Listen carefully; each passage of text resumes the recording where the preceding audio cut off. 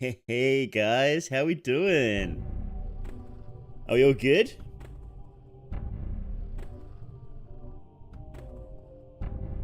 Glad to see you. How's everybody today?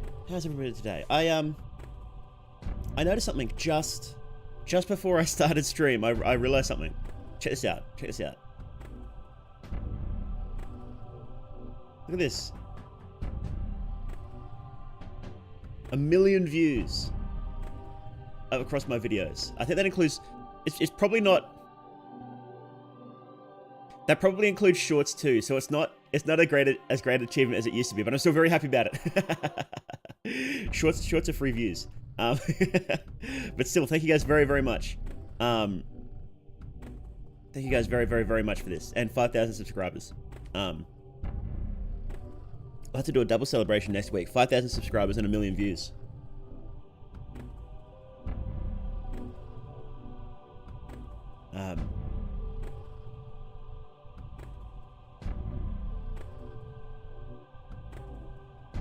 Yes, thank you very much for that. I'm glad you guys are enjoying my content, and I'm glad that I'm making content I can actually enjoy. We're gonna make it out of the dungeon with this.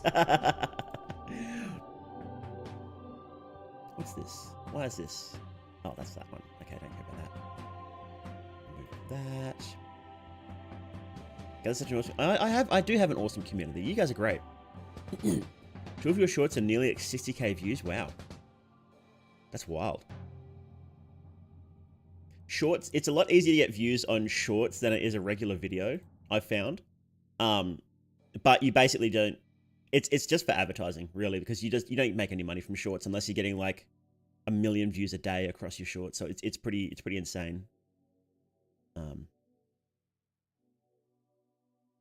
It's my most viewed video right now is my Fear and Hunger Law video, and then a short, then the Father Hugo short. That's funny as.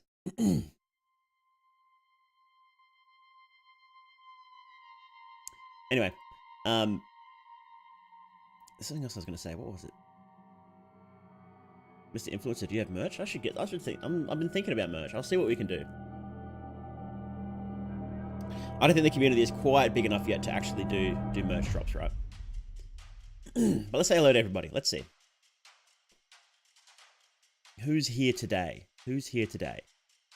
Holy Predator, how you doing? Rebel Wolf, Chris Dexus, Ryan Tracy, another internet ghost, Raspberry Nog, Damn Spasms, Sluggy Eats Paint and Cries.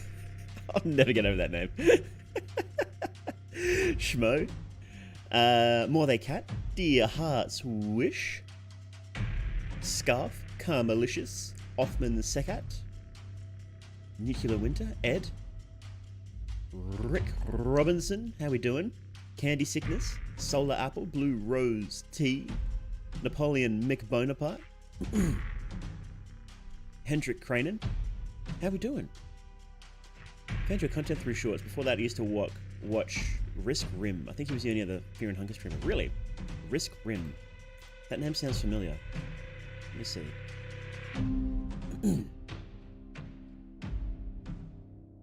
Risk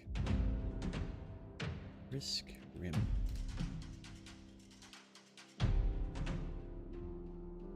Oh, there's a lot of horror stuff from the looks of it. I have to check this guy out. It looks like he's got some good stuff. Oh, he stopped making videos. See? Oh, okay. It's his alt account. Oh no, he's got it. Okay. It's one of those things where they have an alt account as well. Okay, that always gets me. I'm always like, why is this guy still popular? He hasn't made content in like 2 years. Oh, because he's moved to another account. Okay. Again with the Chris Texas? Yes, sorry. Spend money on any kind of merch. Really? Really? Hey, Acre, Solar A, Green Messor, Hindan, how we doing? How we doing, guys? Tanaka's just become the Grim Reaper at this point. He basically is, isn't he?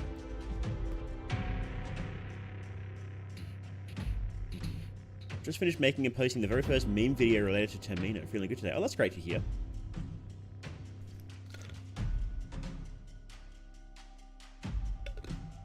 My throat's a bit iffy today. I think I'm a little congested. Ugh. I wanted to do something pretty different today. What to start off with. Let me see. Do we have it all set up? Okay, so, Jesus, let me start, before I forget, let me start recording this. I've done this before, where I've done like a whole, introduction and then just completely forgotten to record it, so then I have to do a video based off the low quality stream from YouTube. You're right. Should I switch to, no, I'll leave this going. Tonight, that's pretty good. How loud is this? Not too loud, is it? A beanie with you on the TV would rock, a patch kind of thing. Ah, that's an interesting idea, isn't it? And how you doing, Ryan Tracy?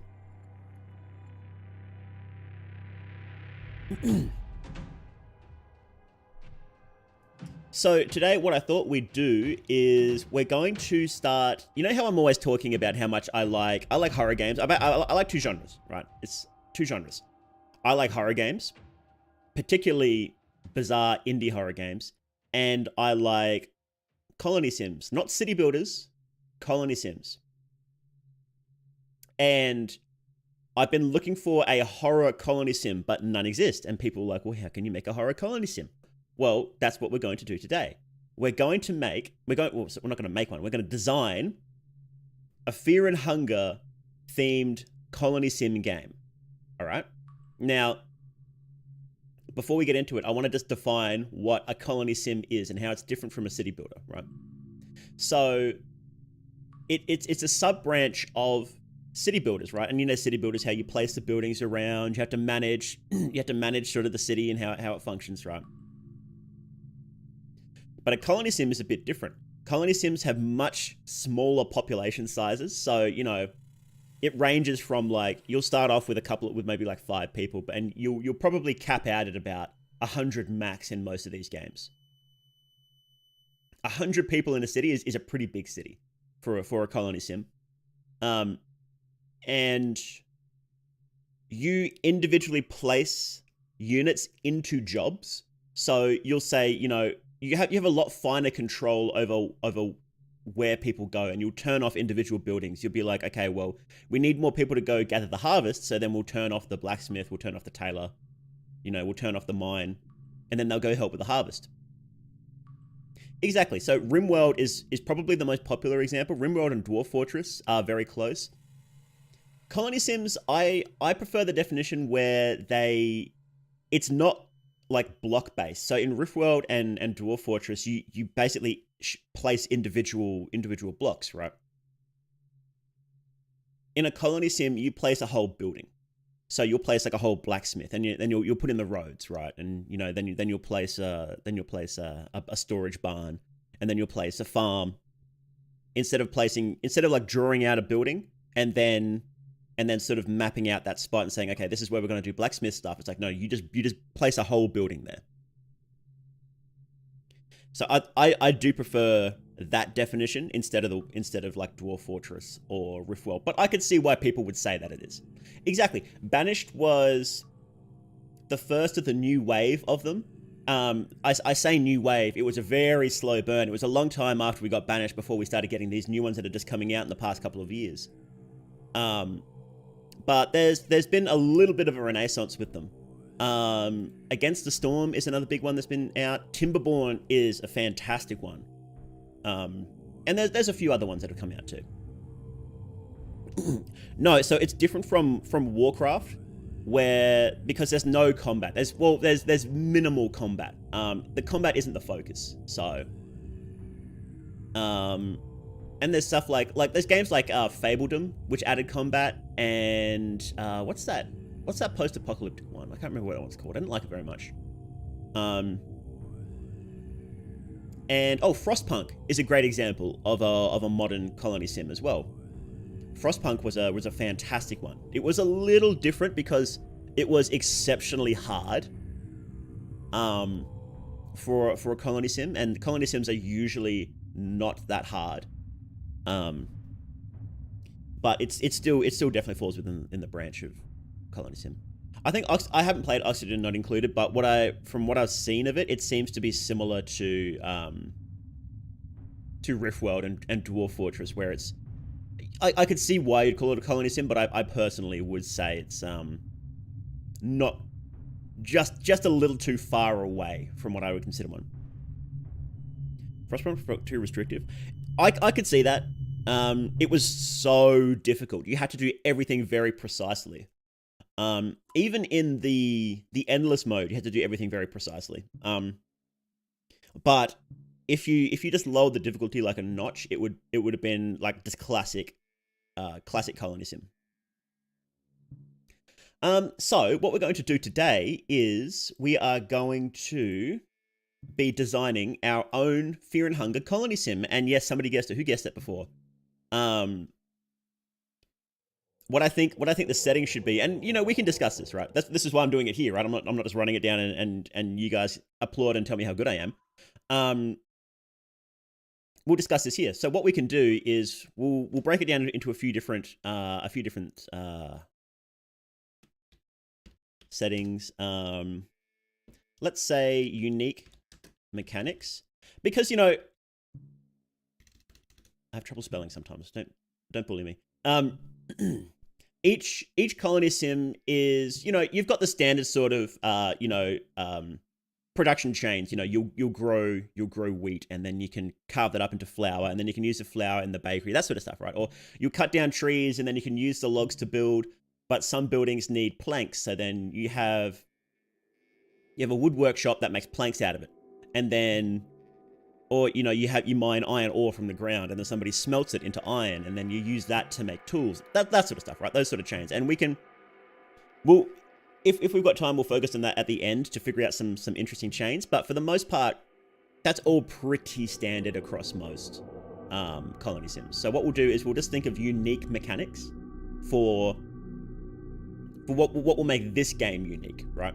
Like, for example, in Frostpunk, one of the unique mechanics was the cold system, where you had to keep everything warm, and so a major part of your production was getting the coal to keep the heat up.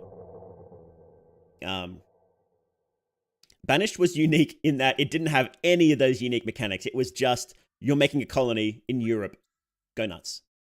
It was in hindsight a very simple game, but there wasn't anything like that at the time. So thought this was MS Paint. I thought you were going to be creating Fear and Hunger OC. Maybe we can do that next time. That sounds fun. Old God worship should be a factor, where which god has the most influence different events play. Oh, that's interesting. Well, and also, yes, that's something we want to consider as well, is how would we make it? I still want to make it a horror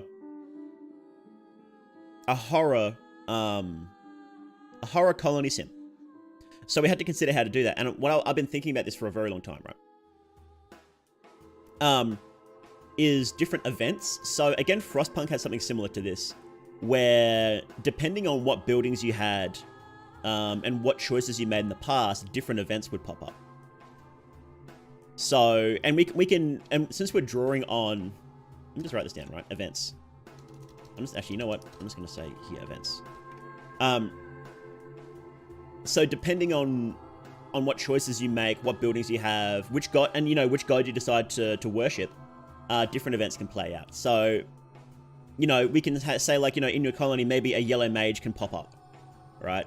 And then all of a sudden you've got a yellow mage sitting on the outside of town, and it's like, do you send somebody to try and bribe him to go away? Do you attack him? Like, what do you do now? And anytime somebody walks near him, they get hurting, right? Fear and Hunger setting means your colonists are also a resource. That's a yes, actually. Let me write that down, right?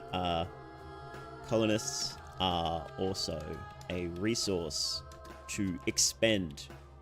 Well, that would tie in with the god worship, because most of the gods have like sacrifice mechanics, right? Sacrifice mechanics question mark. Moon scorching could also possibly be a thing. Make it where if a villager gets moon scorch, it can cause potential chaos and cause you to use up resources. Well, what I was thinking was having multiple kinds of events. So you would have like a big event that sort of stretches out over the course of a playthrough. Or in endless mode, you'd have chain multiple together, right? And it would be like the festival. You find out the festival is coming. People start dreaming about percolate. If so, or start dreaming about the percolate if this is set before, Termina, right? And then it's like, oh, okay, so now you've got to start planning ahead for the festival is coming. How the hell do you plan for that? And so what I was thinking is you would have sort of festivals. Yeah, we'll definitely have a lot of HP Lovecraft. I think we get HP Lovecraft influence for free if we're doing Fear and Hunger game, right? So I think what we'd have is you would have minor events, so like the yellow mage rocking up in town, and major events, right? So festivals. So you'd have like rare festival rock up, and it's like, oh shit. You know the festival is coming in like a month, right? Maybe that's sort of, you get that if you have like a rare priestess, right? You'll have a festival, and you'll find out she'll start dreaming about it really early, and go, okay, so it's roughly in a month, right? And it's like, so how do we plan ahead for that? How do we protect our people against the festival coming? And you'd have similar things for each god. I don't know if because we had in the lore we had the Sylvian orgy. Sylvian orgy. We know Grogoroth basically went around slaughtering people. Grogoroth. That Wild Hunt, we could call it. We could call it that. So we've got Venushka, Gofar, Olmir, in brackets, Sulfur. Am I missing any? Sylvian, Grogoroth, Venushka, I think that's all. Yeah. Venushka, what would you call Venushka's festival? Well, they do. It would be cool to have stuff like random Grogoroth follower raids just traveling the map, shedding blood. That could be interesting. Yeah. Well, there's the Grogoroth black. What are they called? Black witches. So we've got yellow, mage, black. Well, that could be like if you can pray to the gods yourself, you could have like temples for each. Like you could build a temple for the gods, right? Or maybe there's like a unique temple for each god, ? And then you could like, the person you put in there would be like, you know, the one you put in the Grogoroth temple would be a black witch. Like you see in the first game, you know how you get sucked in when you're in the dungeon and you get sucked into like the black realm, and there's the black witch there and that laughs at you. Black witch, Grogoroth. What was the, would you, I don't think you'd have a sulfur cultist. I don't think you'd do that. You can trade children. Oh, yeah. We did a pocket cat event. Pocket cat event, right? Trade children for rare items. Oh, no. Yeah. Pocket cat, unique merchant. That'd be funny as. Venushka would set houses on fire. God of Fear and Hunger would bring pestilence and rats. Sulfur would cause mass unalive. I wonder... Depending on it, okay, we should talk about the setting first. We should actually talk about the setting first, because that actually really changes on who is where, right? Because Sulfur doesn't seem to be active before the festival, really, but he might be afterwards. So, we mentioned before. Somebody said a perfect setting would be in Vinland, and I think that would be great, where because we know that there's colonial efforts to try and build colonies in Vinland. I think there is one permanent one set up, and at the time of Termina, I might be wrong. But we could do that, where you play as a group of people who have set out into the Vinland wilderness, and you're trying to set up a colony there. And it's expected that you're going to die because, holy shit, it's Vinland, and nobody is coming to save you. There is nobody else, and you don't know what's out there. So I think that Vinland would be good. Set in Vinland. I think penal colony. Oh, that'd be interesting. Penal colony, ? Or the penance. The penance knights. There could be a new because in the first game, do you know how there's the penance armor? That armor, so there's in the setting there is a special group of knights from the Vatican called the penance knights. And who it is the worst of the worst criminals, and this is their last chance at redemption, is they have to wear this armor, that they're not allowed to take this armor off, and it causes constant bleeding. And they're sent in to do suicide missions. And if you do this mission, the idea is that you get penance from your sins, and then Olmir will accept you after you die. This could be the Neo Penance Knights, because they've sort of phased out armor, right? So this could be the Neo Penance Knights movement, where you're all sinners, you're all criminals and low lives and people without any other prospects. Kind of like when they send people to Australia. It's actually very similar. So this could be the Neo Penance Knights movement. Neo Penance Knights. What did they call them? They wouldn't have used the word Neo back then, would they? So this would be like mid to late 1800s. So mid to late 1800s.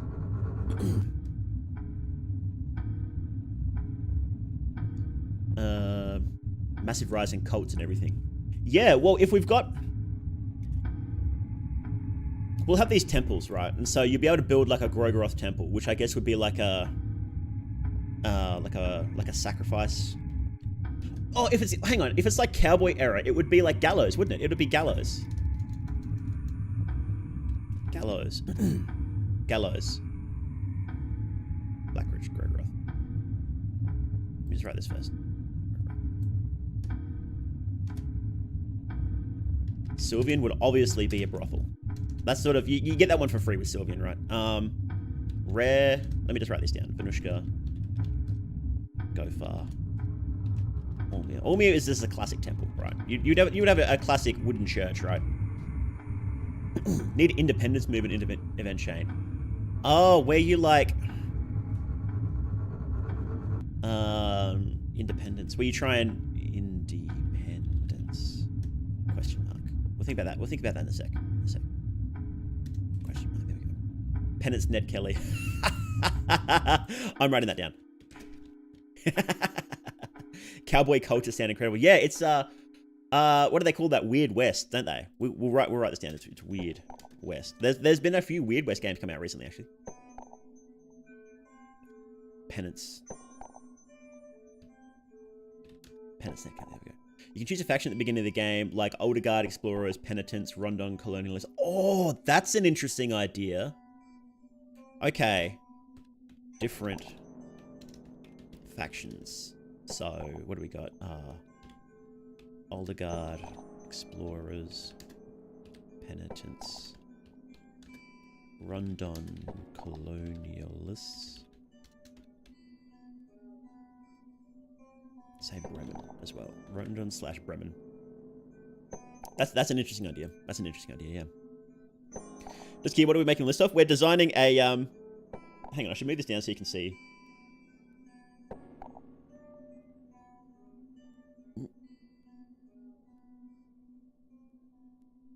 Hang on, I'll just write it here. It'd be easier.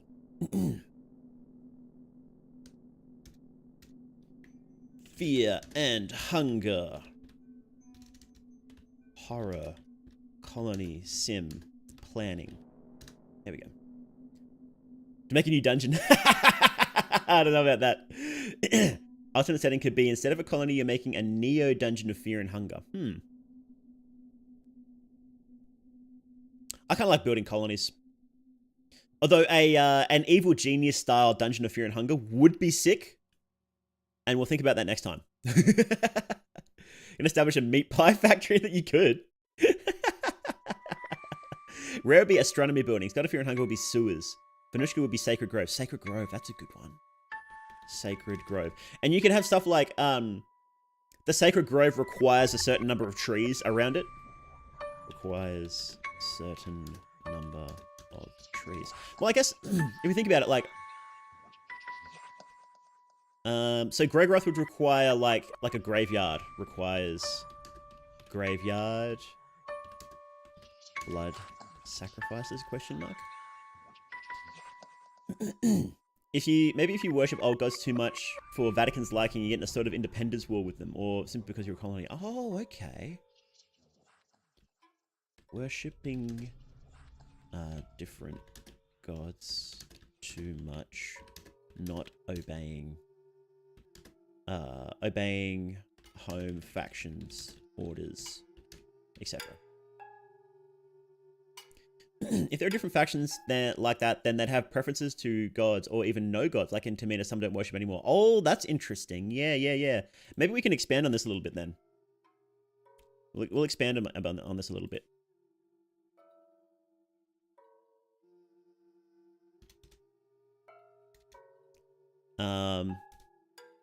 So the penitents are obviously Olmir maximalists. Older Guard explorers, Venushka, I suppose. That sounds like Venushka. Rondon would be, I don't know. Bremen. Can we have Bohemia? Bohemia. Colonials? Can we do that? Are they big enough to have? I don't know. I don't know if they're big enough to have. We'll just say we can, right? I wonder if instead of just doing like a full faction that you come from, instead the members of your expedition could be right, I need to write down circles, don't I? Let me before I forget that. So I wonder if each member of your expedition comes from a certain area, right? So, you know, your expedition will be made up, you know, you've got one guy who's an older guard explorer, you've got one penitent knight, you've got a couple people from Rondon, a couple people from Bremen. Because it's so hard to actually set up an expedition to Vinland. And since this is before the breakout of the World Wars, the people and Bremen was explicitly working with other parties to do stuff because they worked with the Eastern sanctuaries. And what was Russia called again? Voronoya, I think it was. Human natives. As far as we're aware, there's no human natives in Vinland. Bohemia Props doesn't have CX. They don't. I don't think they do, no. Rondon be Ulmium? Probably. Venushka requires untouched lands. Oh, that's interesting, yeah. Untouched lands. Eastern Union is the USSR. Yeah, this was... Eastern Union only formed at the very start of the Second Great War in this game. So if this is set beforehand, then it would be Voronia and Eastern Sanctuaries.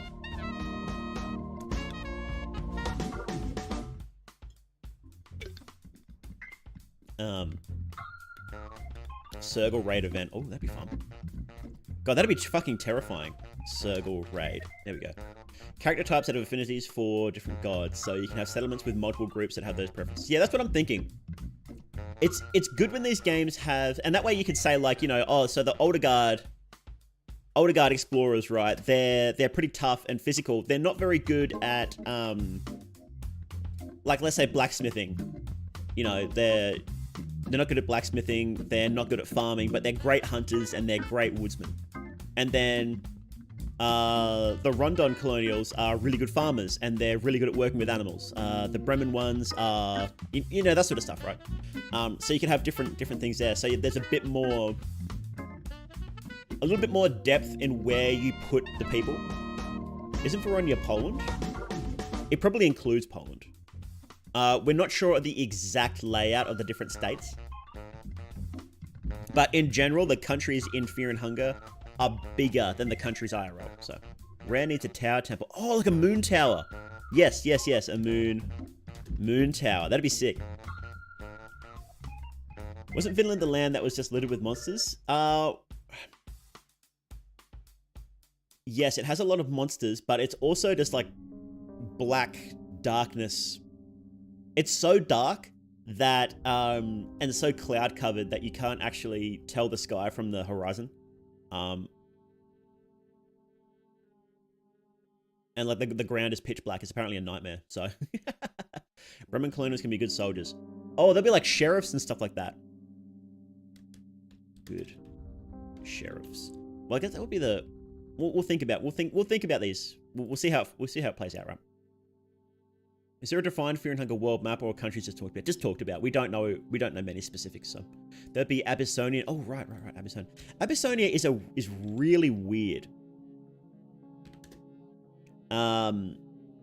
Because it's implied to be in Africa, but then it's also said to be the cradle of Western civilization by the New Gods, which implies Greece.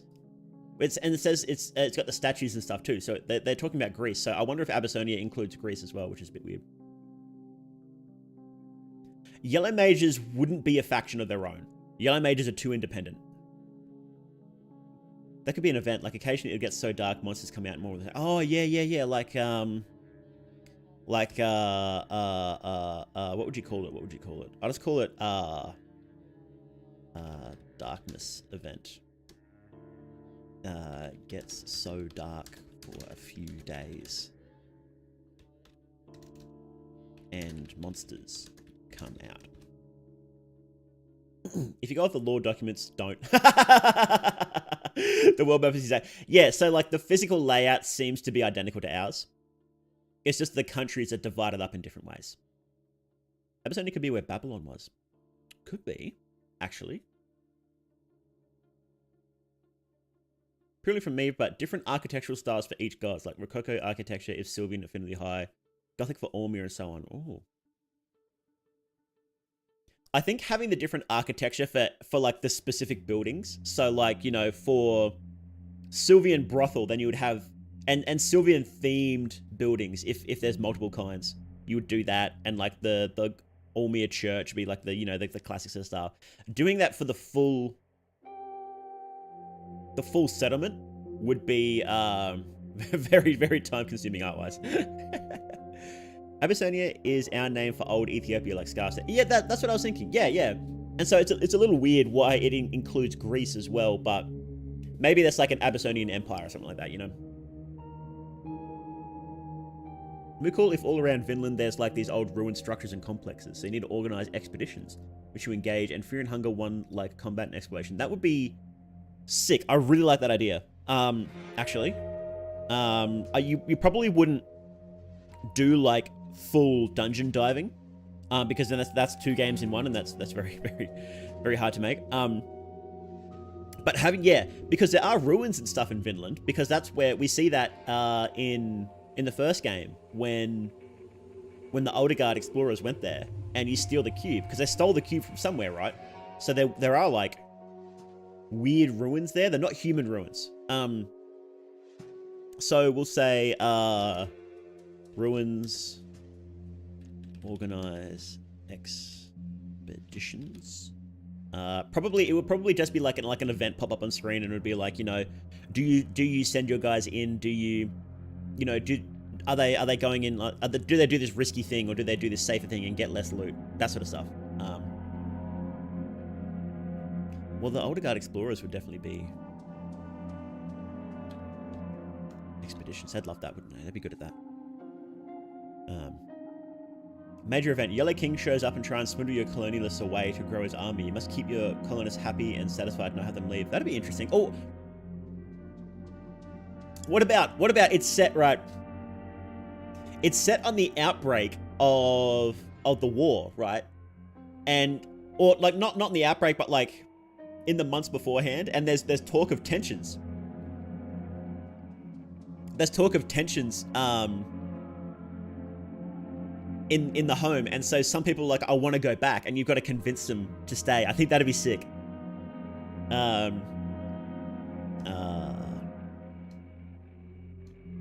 Outbreak of war in the homeland. People want to head back to help. Maybe NPC faction of Circle Empire / tribes. You can pay them tribute not to attack you. Oh, yeah.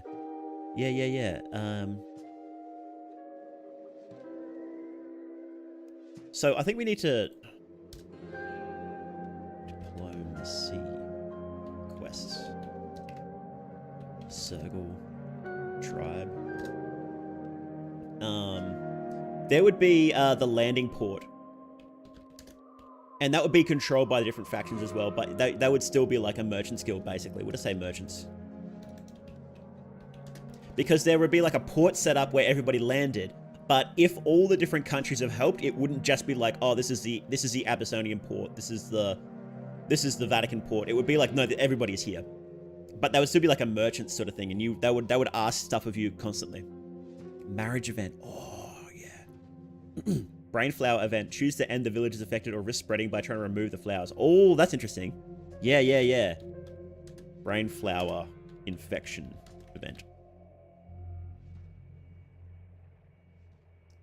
Older Guardians, when asked where the cube came from, we found it. Visual novel sort of thing where you do expeditions.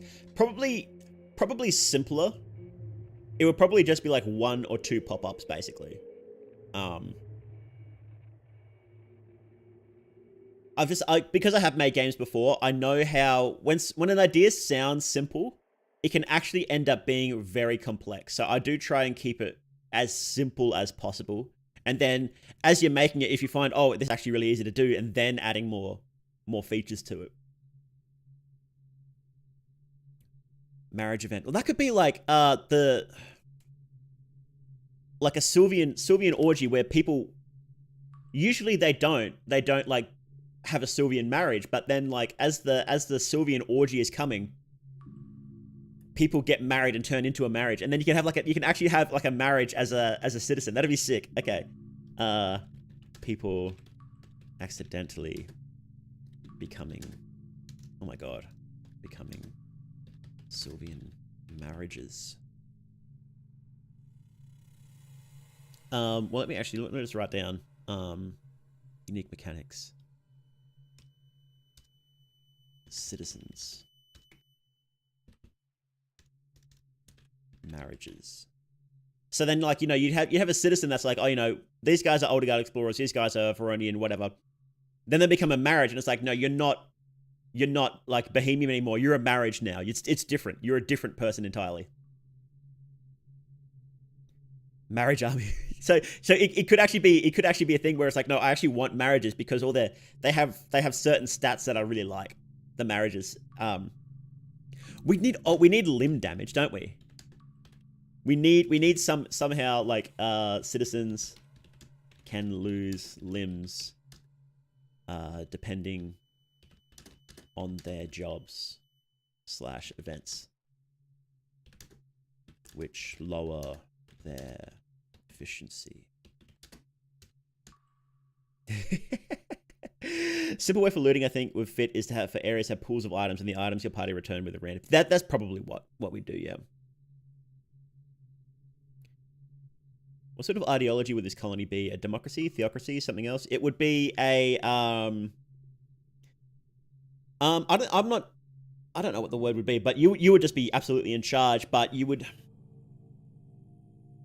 I think it would be similar to Frostpunk, where it's like you're undeniably in charge. You're like the mayor, right? You're undeniably in charge. Everybody listens to you, but through the events, and if you start pissing people off too much, you can get overthrown, and then it's sort of game over.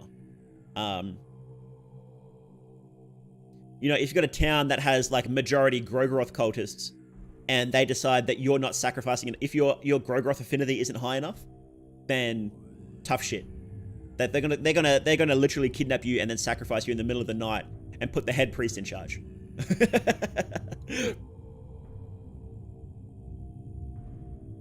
Oh, we need to talk about affinity then, don't we? Affinity. We'll say influence. Because affinity is like an individual, right? I was about to propose discontent mechanic. Yeah, I think that'd be so we'll go discontent. Like CEO sim games where you make the choices but people can rebel. Yeah. Individual citizen sanity meter. Having low sanity character commit random acts of violence or summoning weird creatures to keep them happy by building saloons and brothels. Yes, I like that. Okay, we'll go discontent, and we'll go, what was that one? Sanity.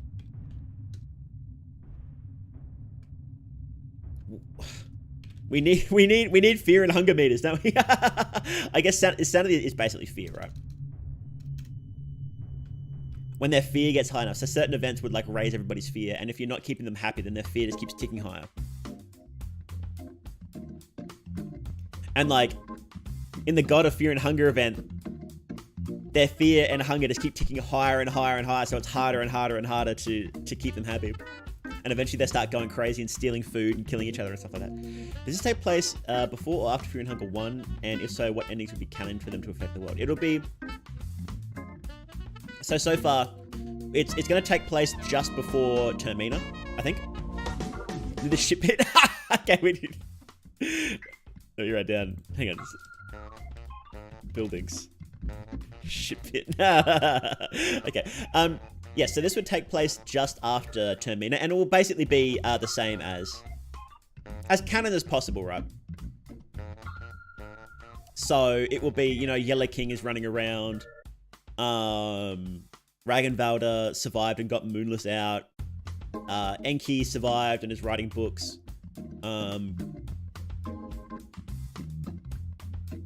Yeah, I think just saying that this is basically just set, 20 years before Termina, maybe, or maybe even like 1 year before. Oh, no, 5. We'll say 5, 6 or 7 years before Termina, so that way we can have the tensions rising in the homeland, so people want to go back. So tell me you're making this game an RPG Maker? God, no. I'll be using Game Maker for this. It will be. I do want to make this. It will be going slow though.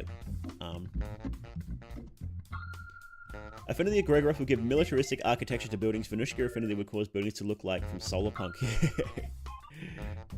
Wouldn't the Gofar Temple just be a dungeon, like an awful prison, people suffering 24/7? I wonder.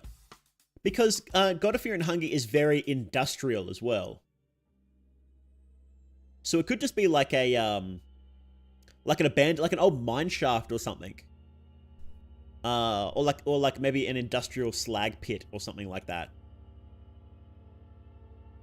I think a cave or a mine would work pretty well for a. What do you guys think actually? God of Fear and Hunger temple. So like an old mine shaft, slag. Would there even be enough? Or garbage pit? Question mark. Love the BGM where we're talking about cultures and shit piss. Building idea: pleasure chamber for Sylvan Affinity. It's kind of a brothel. I wonder if there should be multiple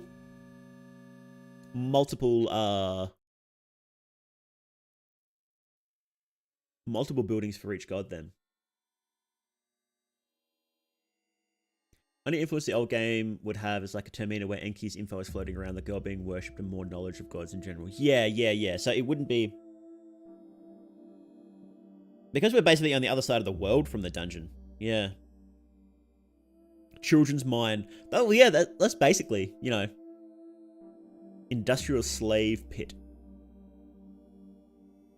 Ending-wise, we can have endings where a colony turn to influence of a god, kills said gods, or meets some specific criteria to achieve a banned ending.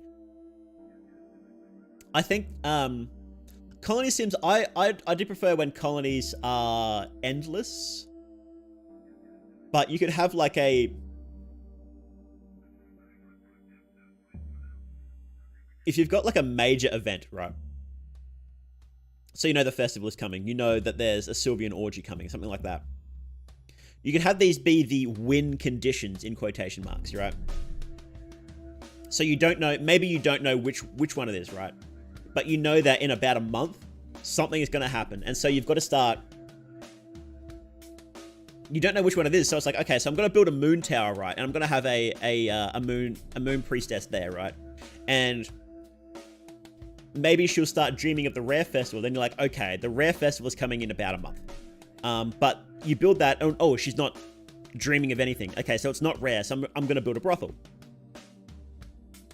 And then, the madam starts realizing that, oh, yeah, I can feel Sylvian's energy coming, So Sylvian's going to be here in about a month. Or you build that, and that doesn't happen. Okay, so then you've got to like go down the list and figure out which one's which.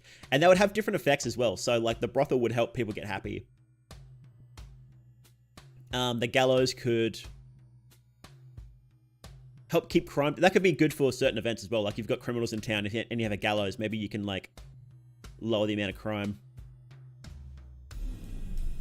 Venushka could help like Venushka's temple, the Sacred Grove, could like improve growth of plants in the area, plants and trees and animals in the area, that sort of stuff. I say simple statues in all places of innovation, and maybe like a flat area dedicated to a huge statue like Monuments of Washington, since she isn't super worshipped but followed. Okay. I kind of like that idea. Yeah, because it is sort of the idea that she isn't really... It doesn't seem like she's worshipped, but it's sort of like how we treat the Enlightenment. It's like we really respect it and we have statues dedicated to it, but we don't sit there and pray to the Enlightenment. You can research no structures and techniques to aid the colony, like better guns or stuff like blood sacrifice and engraving symbols of the god and colonists' bodies. I like that, actually. Researching New buildings, magic techniques, engravings.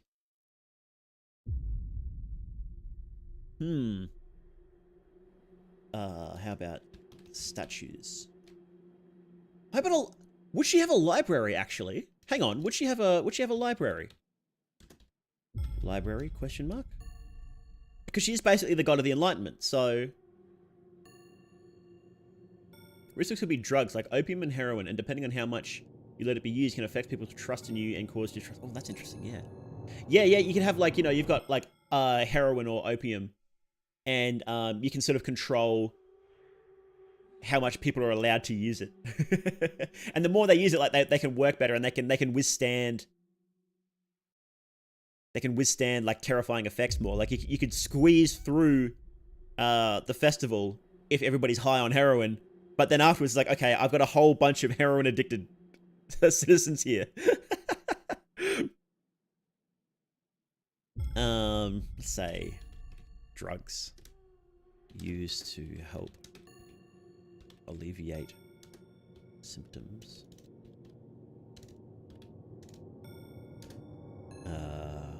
Get through events, but with harsh negatives. They would have, you'd grow, because we're in the new continent now, aren't we? So we'd have tobacco, wouldn't we?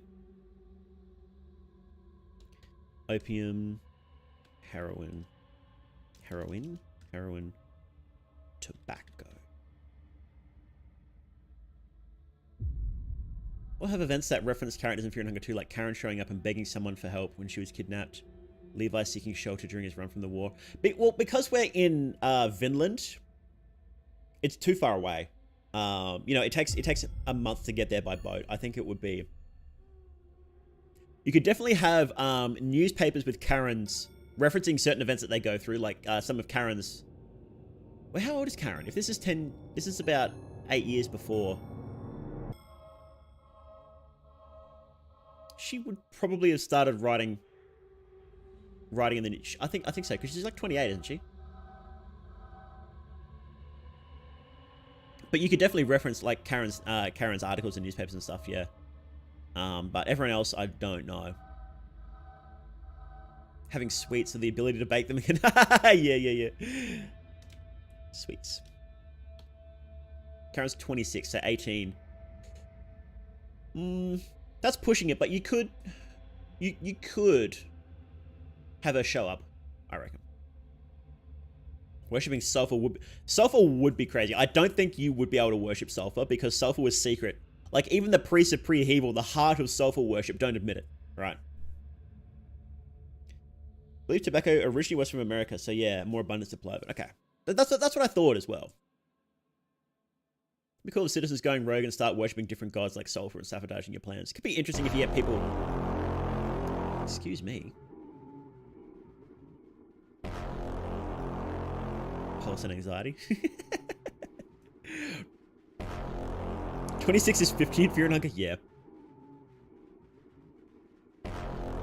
Okay. Whoa, Kaiser visiting. I wonder if he could, actually.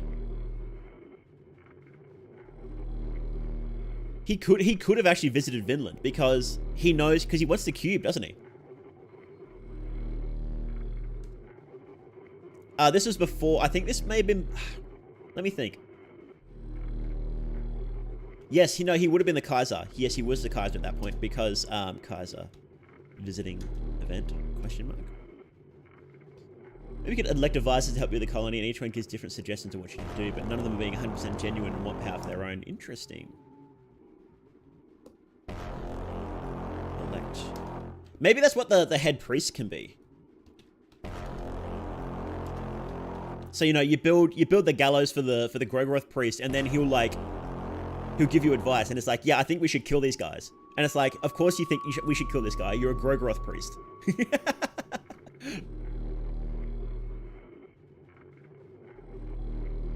As for gaming meta / endings, go far, making your own people miserable, Grogoroth, warmongering, Venushka staying low tech, achieving mass enlightenment rare, forcing your colonists to be silly 24/7.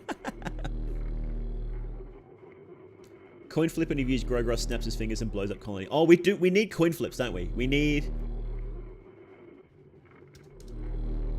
coin flips in every event. Coin flips in every event. If you prepare certain items or certain people ahead of time, you can get through an event easily. But if you don't, so like, you know, let's say you build like a sheriff's office, right? And then there's an event where a group of a gang of outlaws comes through the town, and then they try and kidnap somebody. The normal resolution for the event is to try and stop them, and the coin flip is if you win, like if you do or not, and if people die during it, right? But if you have the sheriff's office, then you can just do it. So you sort of have to plan ahead for different events that you think are going to happen. Kaiser event would be endgame when he invades colony with the super soldiers and fight him to the death. I don't know. I don't know. We're not fighting here. This isn't Warcraft. It's a colony sim. Your guys would get absolutely bodied. At best, you have cops. That's sort of the best that you have here is cops. Major event, we could have the ascension of a new god among the colonists, granting it specific powers. I think I prefer something a bit less, like, I like the idea that these people are just regular people, and they're not really, they know they're not people of destiny, so they jumped at the chance to go and join a colony in the new world because it's exciting. And people don't think they can become gods at this point in time anyway. Yeah, this is a fan game idea. A Fear and Hunger colony sim, horror colony sim. Tanaka's company business offer event. Yeah. What's it called? Company business event. I can't remember what they call Japan in this. I know there's a name for it. I can't remember what it's called. Since we're in Vinland, we would have Native Americans, and they bring high spiritualism, knowledge, and peace of nature. Possibly their own gods. As far as we're aware, there's no humans in Vinland. There are Sergals, and we don't know what they do. So I'm hesitant to put native humans there. I'm really hesitant to do that. What about Mahab with expeditions? Maybe you can use passages to do a one-time expedition for some mass. That's a cool idea. Very rare loot. Passages. Here's a unique. What do we call it? Expedition. Expedition event. That would be so sick. Like you can buy passages. You can find passages and you can like sell it for like a shitload of money, or you can use it and try and get some really unique trinkets from it. It's Vinland. We know so little about Vinland. It's not that canonically there are no humans there. It's that canonically we have no fucking idea. There could be, but we just haven't pushed in far enough. So that I'm just hesitant to say there's humans there because we honestly have no idea. And it seems so hostile to human life that there probably aren't, but there could be.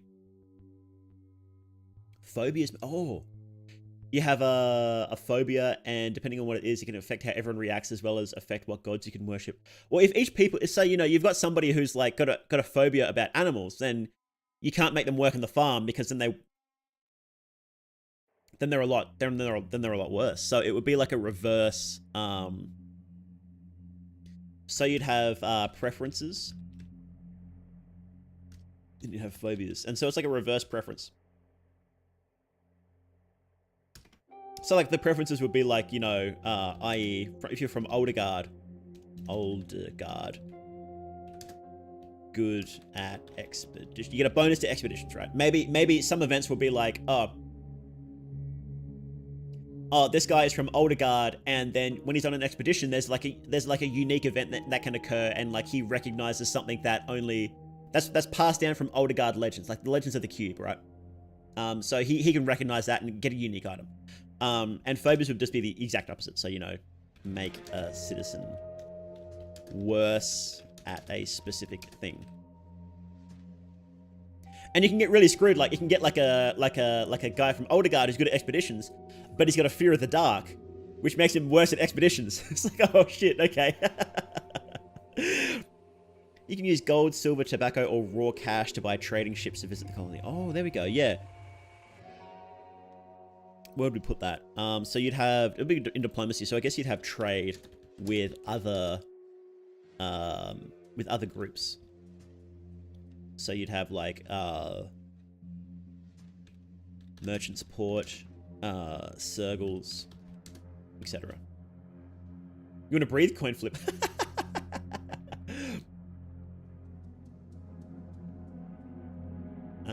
Colonists or a group of colonists secretly being part of the mafia could be interesting. Oh, mafia. So I guess that would be Mafia Vatican. How would saving in here go? What would happen if you failed saves? I don't think we'll be.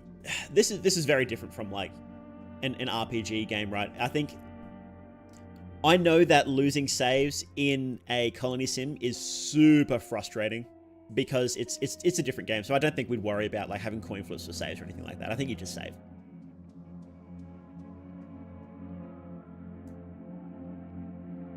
Drugs as a drug trade goods. Yeah, drugs would be worth a shitload of money, wouldn't they? Hey, Jay Camper, how you doing? Sanitarium, make villagers spend time there to change, remove certain... Oh, yeah, there we go. That's interesting. Where do we put buildings? Sanitarium. We're planning out a Fear and Hunger horror colony sim is what we're doing.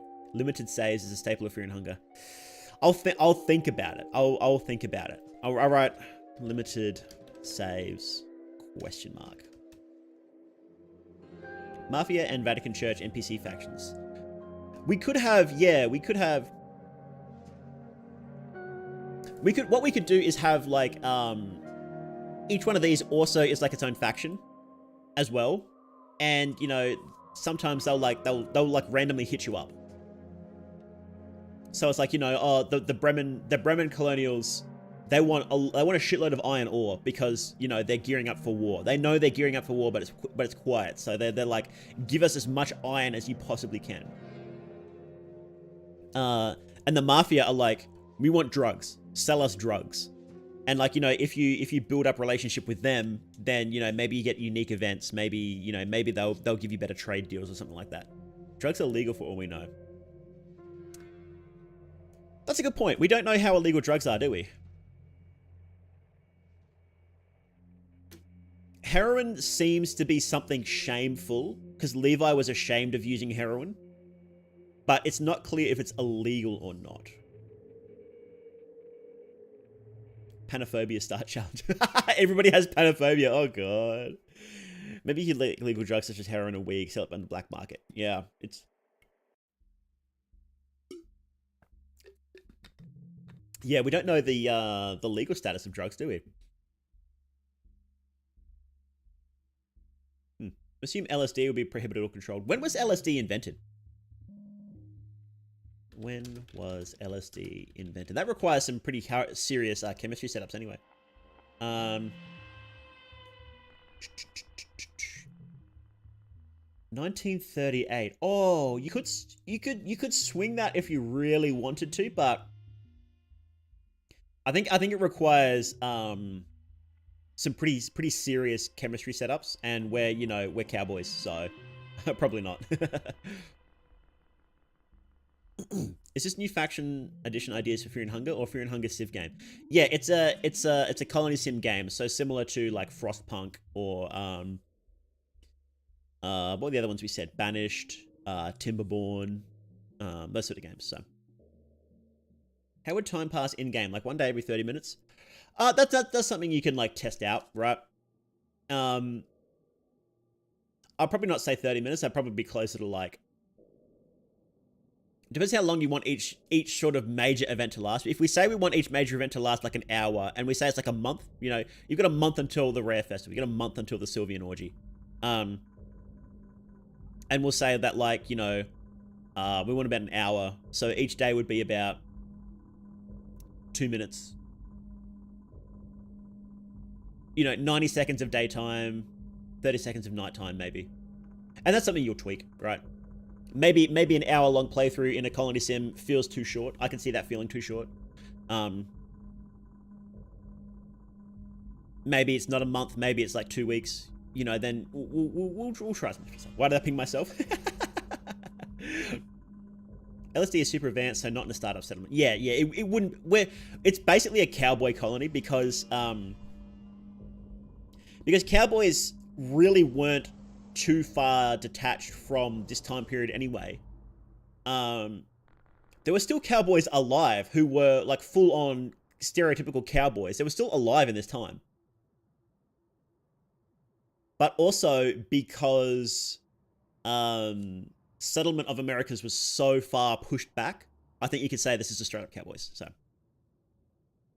handwave complex drug creation through occult alchemy. You could.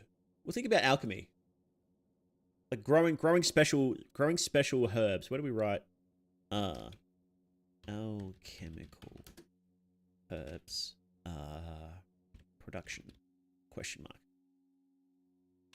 Mad powder. Precursor to cocaine meth used to enhance mind function, but major drawbacks. Yeah. Each faction could have their specific goals, like Bremen Research, because their mainland state started the Logic Project, or Rondon wanting to get an upper hand over the rest of Europa. Yeah. So you'd have like, I guess we'd have to like nail down which different factions. Each has their own goals. Bremen, metal and research. Rondon used a fucking nuke. They canonically have nukes. Rondon looking for esoteric super weapons.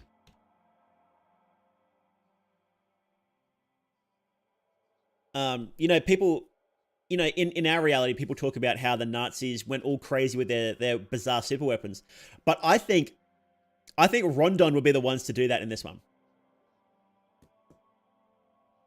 And uranium. We could do, because there was the big push for uranium, finding uranium in America, wasn't there? But that was a little bit later in the 60s. Uranium fever. Piracy on shipments if we have resources or men shipped across the piracy. Interesting. Good. I wonder if that might be too annoying to have I'll write piracy question mark. Piracy question mark. Maybe if you piss off a faction enough, then they start stealing your shit. Like if you piss off Bremen Army, and they're like, you can't just piss us off, right?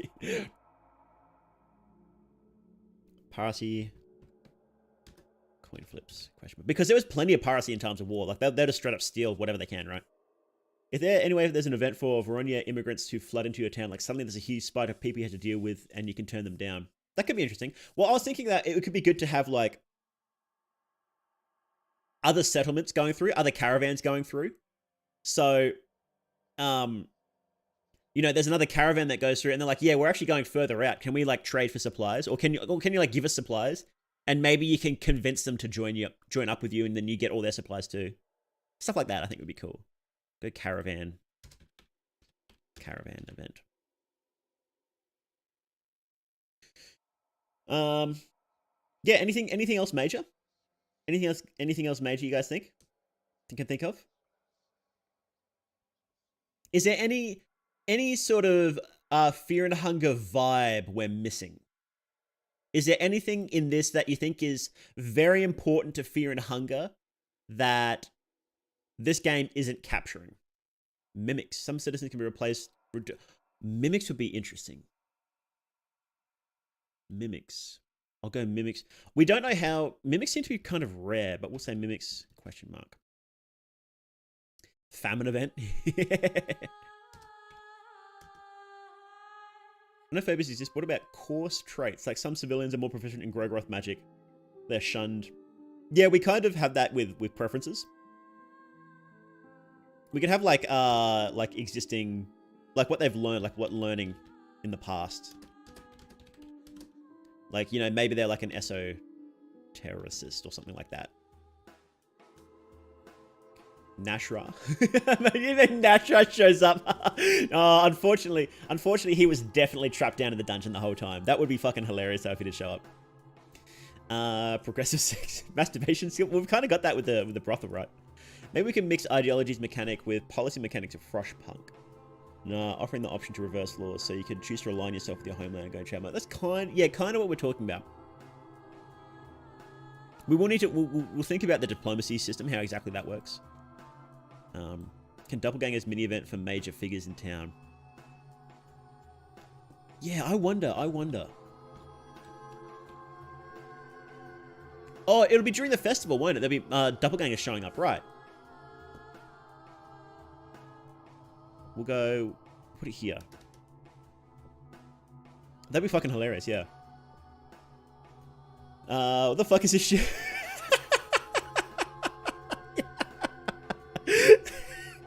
If you go to okay. If you go to rare loot,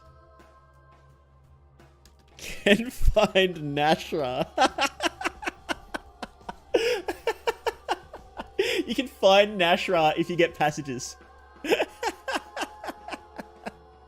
That'd be fucking hilarious. Okay. I'm gonna add that in. Necromancy. Oh, necromancy. That'd be interesting. Necromancy. Yeah, if a citizen dies and you have a high enough Grogroth affinity, you can like necromancy people just to get extra bodies desperately. People fucking hate it. Like it like really amps up the fear of the town. But if it's a desperate situation, you can necromancy people to keep them working. Yeah, moon scorching. Scorching. Osar visits because he's seeking. Yeah, I wonder. I'm just thinking, is there anything in his backstory that precludes him from visiting Vinland? I don't think so. Osar event. I'll have to go back over his backstory to see if there is anything that precludes it, but I don't think there. If he went to Vinland, he probably would have mentioned it, but I don't want to do things that are explicitly not canon. So if it's just straight up says he never left Europa, then I'll say no. But obviously this game isn't going to be canon, right?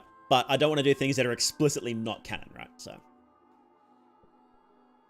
we're missing the new gods. Perhaps we can have some of them as merchant, giving out hints or Hindu or colony. Oh yeah, new god. You can like summon new gods sometimes. Summon new gods for unique trades. Advice. Help.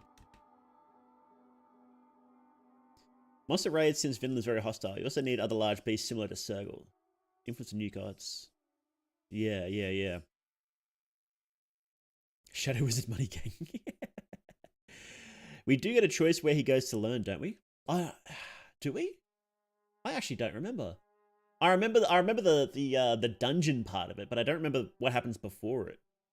I remember that he meets up with a group of people, another group of yellow mages, and they get fucking bodied on the way. And he's the only one that survives, but that's sort of all I remember.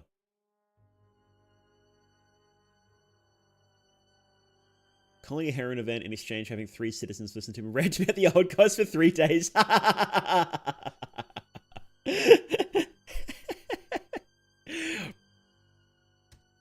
More they do event. There we go.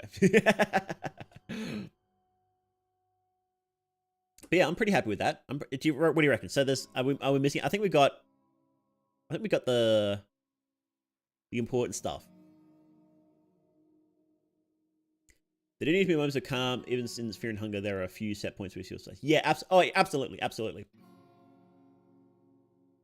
So there will be like, you know, events will be slightly random, but it will be like, you know, you'll have a few days in between each event, right? So it won't be just be like event, and you just get hammered. But what will happen is with these major events, the difficulty will ramp up over time, but it won't just be like a perfect line. It won't be like, whoop. It'll be like up, down a little bit, up, down a little bit, up, down a little bit. If more they do, we need Jones for Apollo Raccoon events too. Oh yeah, we'll have to get events for everybody, won't we? We'll go meme content creator events. yeah, no. We got Pocket Cat. That was one of the first ones suggested. When is this one taking place? It'll take place just before that's wrong. Between Great War 1 and 2. So it'll take place after the First Great War, but before the Second Great War. So before logic is being built, before the Eastern Union is created, Kaiser will have taken over, because I believe he took over at the end of the First Great War. I could be slightly wrong with my timing there, but I believe the timing works out that he took over just at the end of the Great World War, the first one. And we'll be playing as a colony that got sent out into Vinland during that time period, closer to the start of the Second War. Can't wait for Bunny Mask cult to pass through town and take half my population. Oh god, that's right. That will kind of work with the big festivals too, though, won't it? We can get, you know, we can have certain events be weighted to only happen when that happens, right? So, bunny, wolf, masks. Pinecone pig. Oh, yes.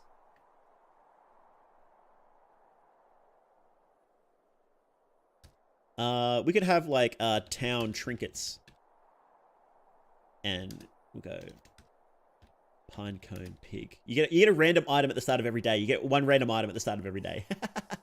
Mastery over rodents. Oh, yeah. Town abilities. I guess that would depend on, like, on what your affinities are. And, you know, if you've got high God of Fear and Hunger affinity, then you don't get rat plagues anymore. Or you have to sacrifice food to the rats, guaranteed every day, but you don't get random rat plagues.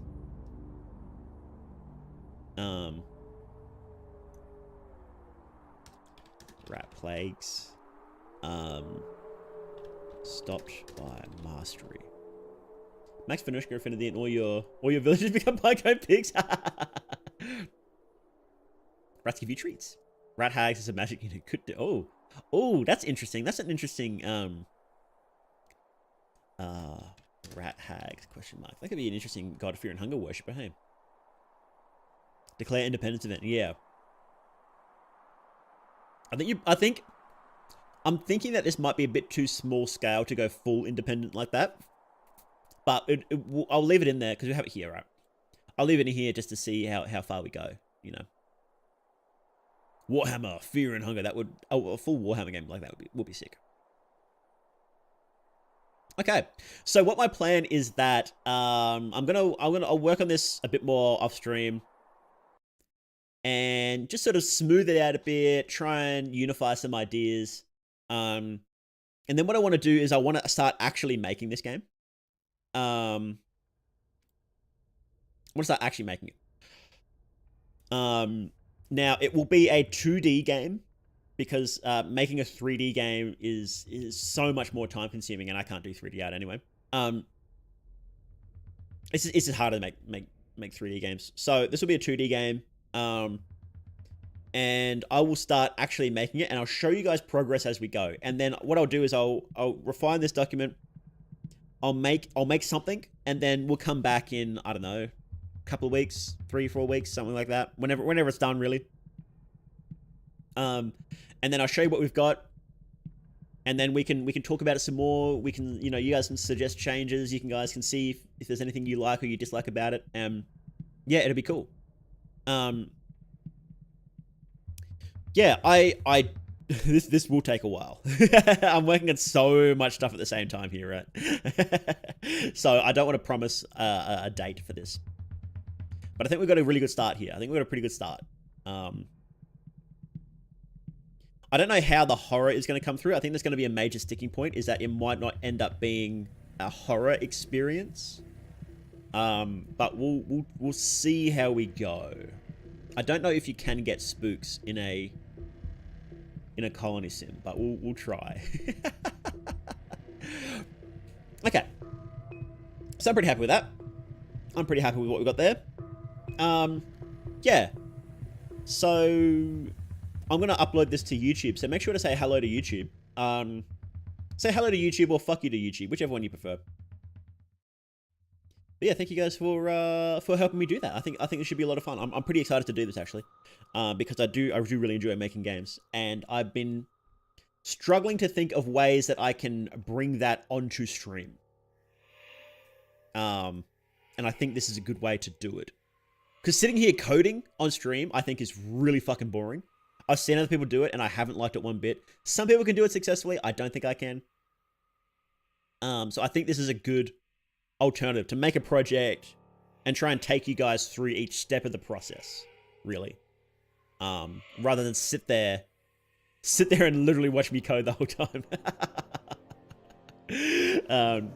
But yeah, so I hope this works out pretty well, and I hope you guys enjoy the process, and I hope I can make the process entertaining. It's not that you guys enjoy the process; it's more that I hope I can make it entertaining. Is what I'm sort of thinking about.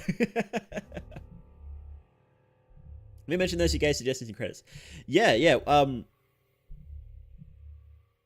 it's going to be. I will straight up say, wherever the game shows up, it was made with the help of chat, and I guess I'll link this thread, this video then too. I think that'll be fun. All right, so let's take a short break. And then we'll come back, and then we'll keep playing some Fear and Hunger. How does that sound? Any nerds like watching coding? All right. Okay. Short break time, and then we'll come back and we'll start playing. All right. BRB.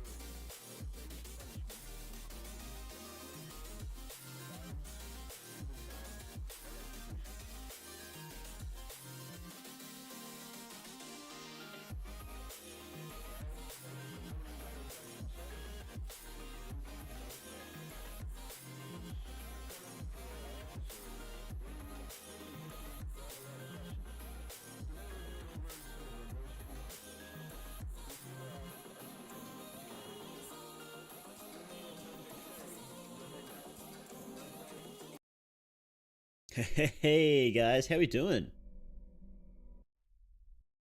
Let's go. Desperation's a good one, isn't it? Yeah, this one slaps. Okay. Yo, thank you guys very much for the donations. I wasn't even here for it. What are you guys doing? Thank you, Internet Ghost, and thank you, Panda the Man. Panda Dan the Man. That's a lot of D's. How we doing? Sorry to ask, but what do you think the ideal date places for the contestants would be? I think Abella would love a picnic date. She legitimately would. She would love like a really fancy romantic restaurant. She'd be super into that. Your connection's dying. Oh, rip. Pull one out. F in chat for another Internet Ghost connection. Leave it with like a heroin. Yeah, he'd like going into a date into a sewer. He'd be like a real sad boy emo date, right? Caligura, your room. Oh no.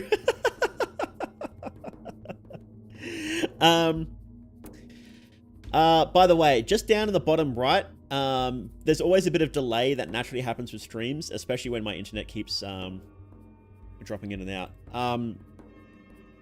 If you change the speed to 2 times, you'll catch up.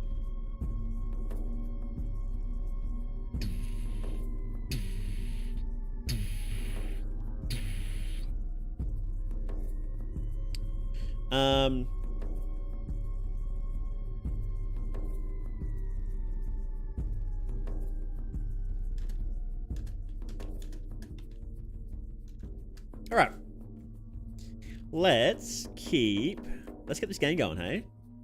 That's what we're here to do, right? Play some video games. Where is it? Here we go. Terminal. It's terminal. Let me move this. Put this here. The bell just step on.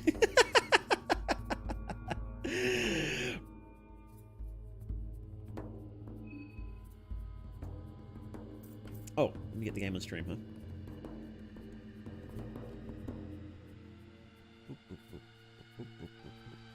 Browser, put that back up. There we go. Here we go.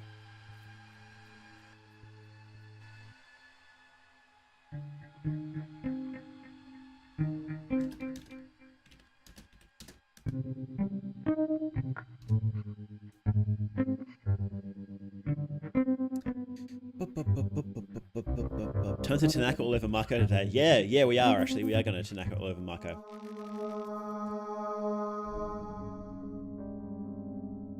Okay, what's my hexen looking like? What do we got? We have okay, shit. Let's let's make sure we know who we're actually gonna kill, all right? Food, hunger, miscus. I'm gonna actually cross these out on my screen. Okay, so salad fingers. Jeez, it's been a minute since I watched Salad Fingers. Bloody hell. Wow, I haven't thought about Salad Fingers in like years. Jesus. Okay. Goodness gracious. That's a blast from the past, isn't it? Okay, so who's dead? Well, we don't...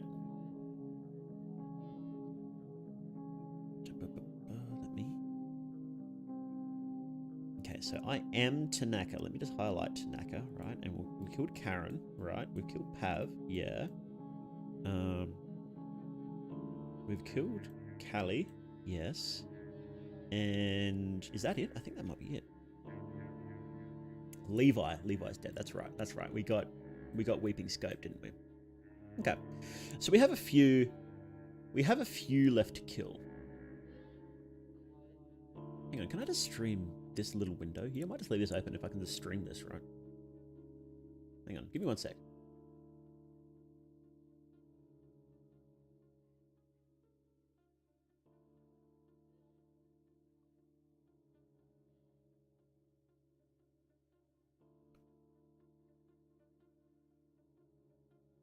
Yeah, I don't think that's happening, actually. I'll open up Paint. Let's see if I can open up Paint.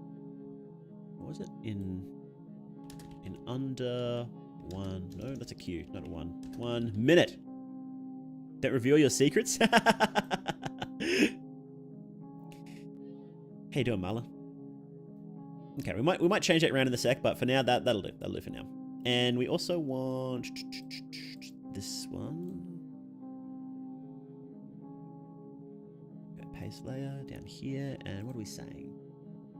Ending. Do we? I don't think we need this text, but we'll do it anyway. Ending E.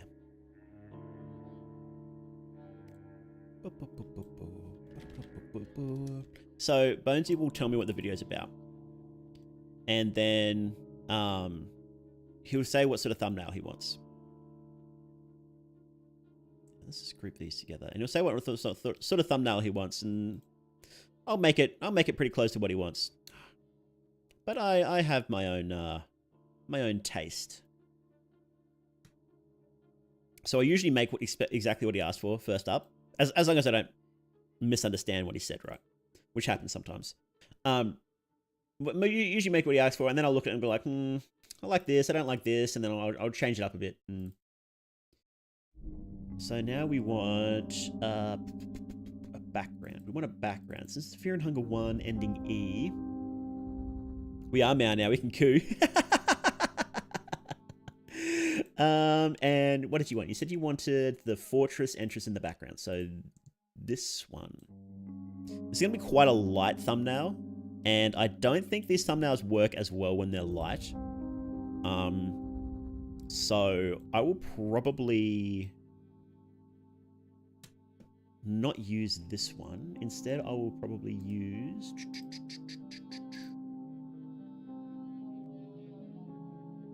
Where do they have it? Yeah. This one's still quite light as well, but it's a little nicer, I think. And see, look, you can instantly see, like, I need to change the text around up here in a minute. So, ending E in 1 minute. Was it 1 minute? Yeah, he beat the game in under a minute. That's what Bonesy says. So I'll probably tweak the colors in this a little bit.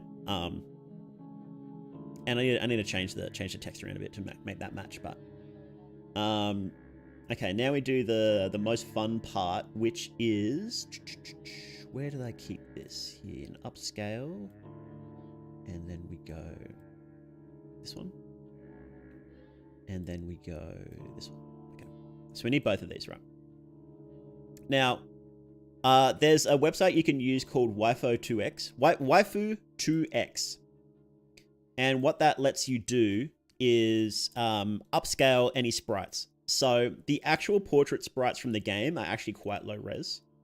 So this is what the actual size is of the Dache image in game. And then I've upscaled it to this size. That's 2 times. And then I use the upscale one in FaceApp to get the smile. I really should upscale this one again to 4 times and then do the FaceApp thing, but this is fun. So now what we do is we'll scale this down a little bit. So what I'm actually going to do is I'm actually going to copy this to get the pose. I got the pose right. Never do work twice that you don't need to do. So I got the pose right here. So I'm just going to copy this pose. Here we go. So I don't need that one. Remove the small one. That's fine. And because the smart selection tool in Krita, I use Krita, right, because it's free. The smart selection tool is dog shit. The smart selection tool is the fucking worst ever.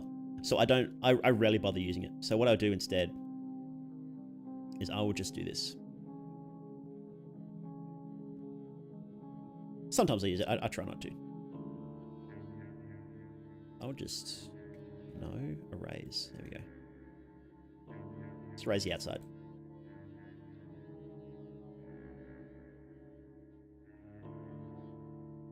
go. There we go. Looking good. Looking good. All right.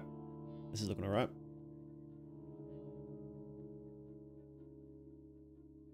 You can probably just get most of this doing this, actually.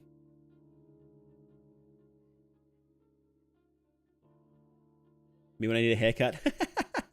World records is 7 seconds faster than my personal best. Wow, that's pretty close. Let's clean it up a little more.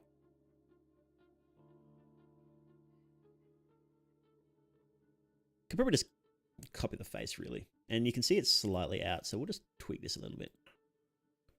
Just a little bit.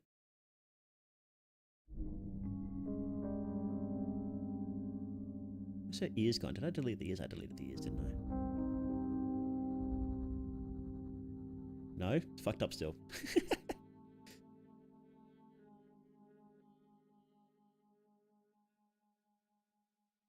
Oh, there we go. All right. So, like, you know, the thumbnail, you're going to be seeing the thumbnail like this size, right? So you're not going to see any issues like that. So it doesn't really matter. Okay. So now we just combine them.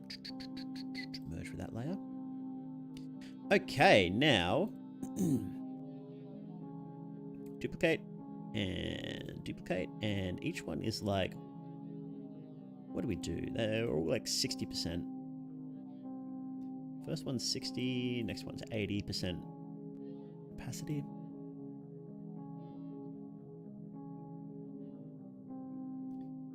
Go, and this one is a bit bigger.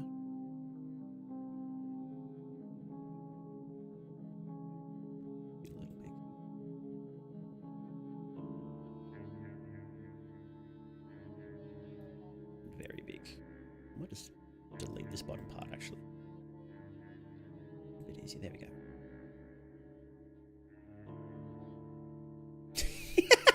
God, this cracked me up.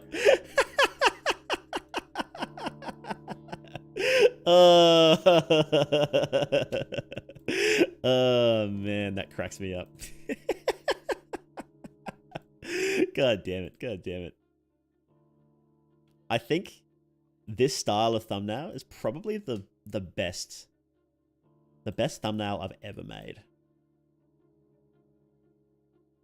Now we need to this needs to be a bit smaller, doesn't it? So what I'm going to do is I'm going to move all the text over to the left side. That's what I'm going to do.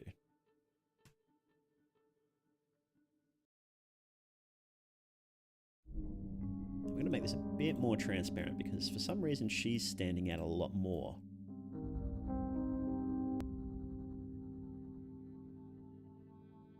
I don't like this background. It's too bright still, isn't it? You know what I think might be funnier? Bones, when you get to, I do need to ask this question. When you get to Lagarde in this ending, is he alive or is he dead? Actually, does it matter?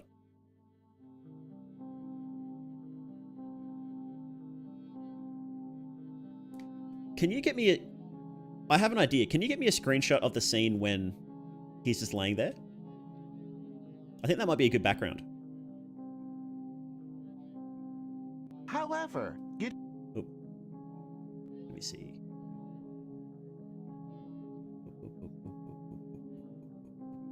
I'll get a rough screenshot to show you what I'm thinking. What the fuck? What the fuck did you do in this video? Oh my god. I'm just watching it now for the first time. What the fuck? Oh, you're phase stepping everywhere. What the hell? That's mad. I think it might be funnier to have, like, you know how he's chained up? Might be funnier to have him like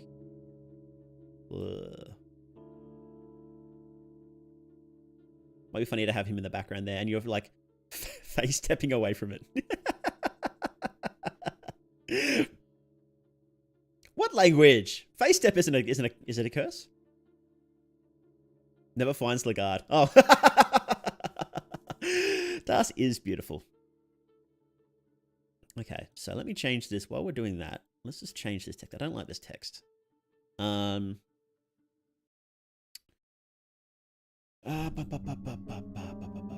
Beat the game in under a minute.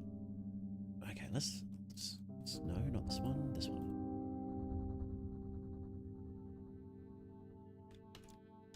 Beat the game.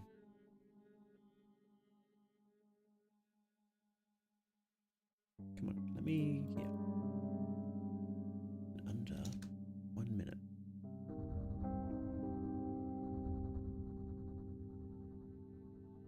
Oh God, what's going on here? This is better.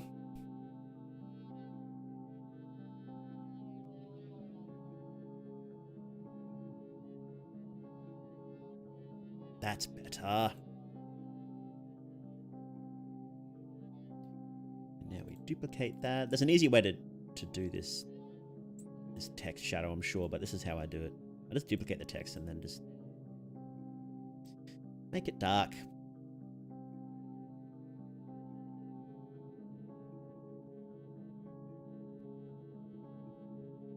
This text needs to be bigger, doesn't it?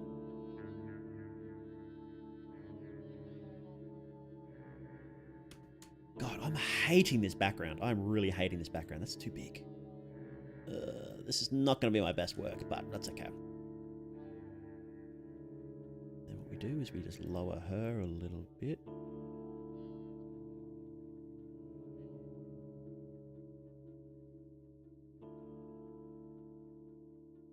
Okay. Okay. Me buys Panina, but procrastinating by watching mouse streams, procrastination for playing Termina. Why not use a little dungeon background? Well, yeah, we're going to be changing to Lagarde laying down, and then you can see the little sketch here. That's Lagarde. I will throw in a darker one just for now, so just to get a better idea. You're right though. BG, it'll be like, it's a dungeon background. It'll be like this one, won't it? This will be better. Come on, down, go down.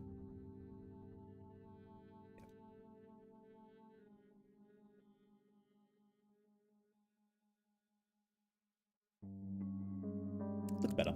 Yeah, this thumbnail style definitely suits the it definitely suits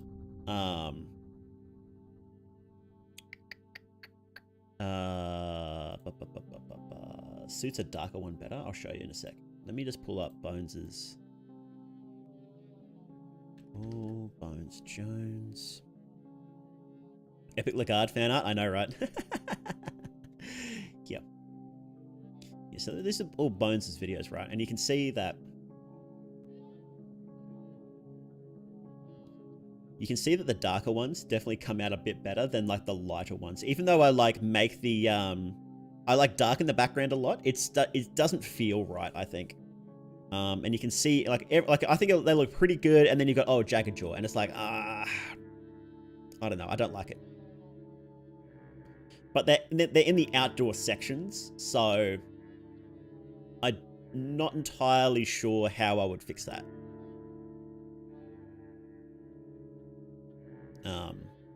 But it's not the end of the world, right? When you've got a series like this, it's okay to have less than perfect thumbnails, I think, as long as it fits the theme. I think fitting the theme is much more important than having what is strictly a perfect thumbnail, right? So, what's the name of the font used in Beat the Game under? It is called Escar. Perfect. Nice. We've got it. Okay. I'll just grab that name for you. Let me just copy this.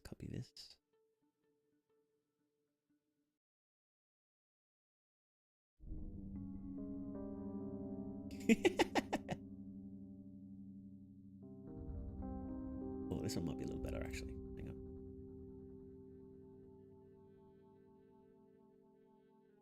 Okay. Thank you for that, Bonesy. Okay, so the font is called Escar. Escar, is it?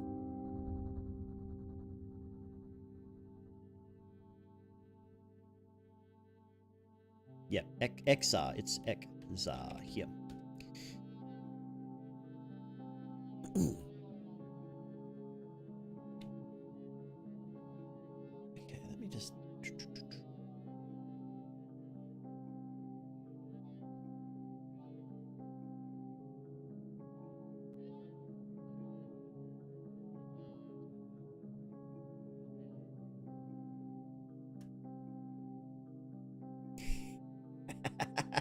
Okay, that's pretty good.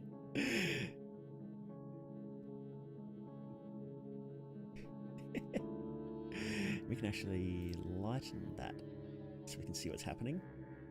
Okay. Make that bigger, and we'll get rid of Kahara in a sec.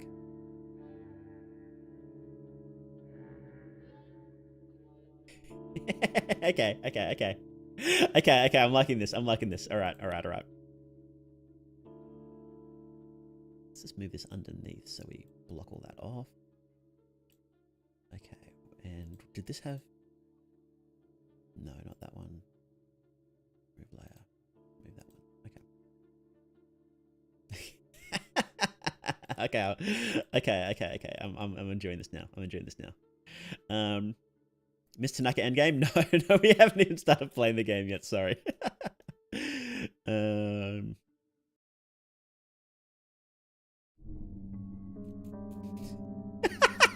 Okay.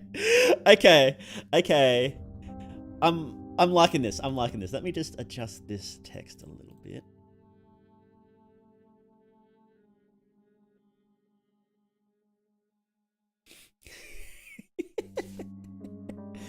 Oh, hang on. I should get the because you're using phase step, so I should get the phase step effect in there, shouldn't I?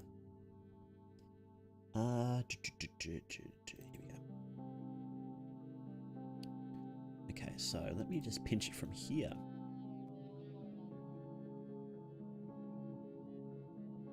Copy that. I'm going to copy a few layers here.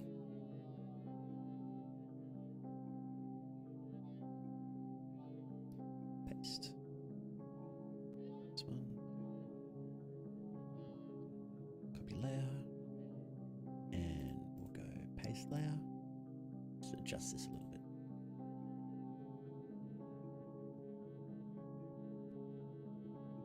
This Anki face is so fucking good. Okay. There we go. Okay. Okay, what are we thinking? How do you like that text, Bonesy? Is that good? Beat the game in under 1 minute, ending E. Face stepping away from Lagarde.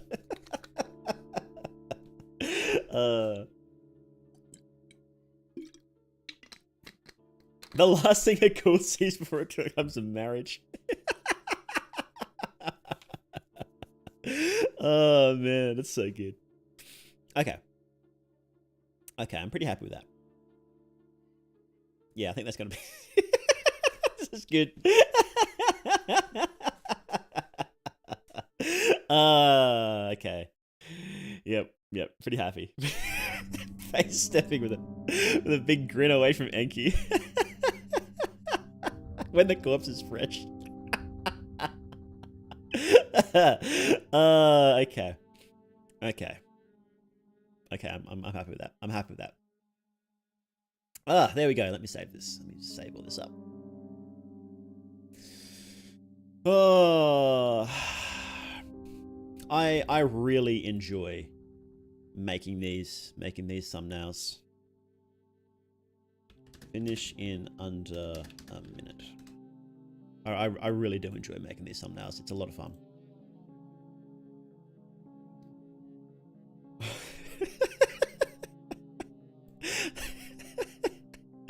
Oh man. I think some of the thumbnails I've been making for you, Bonesy, are some of my finest work. I legitimately do.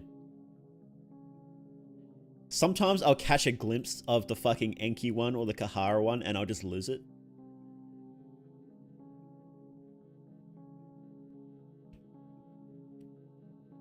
We're doing some good work. We're doing some good work here. Having the guide in there is all clickbait and I approve. Well, it's not clickbait. She's face stepping away from him, so she's ignoring him. So, I think it's good. Okay, that's enough of that. Save that. Boop. Boop. And boop. Okay, that's done. Close that.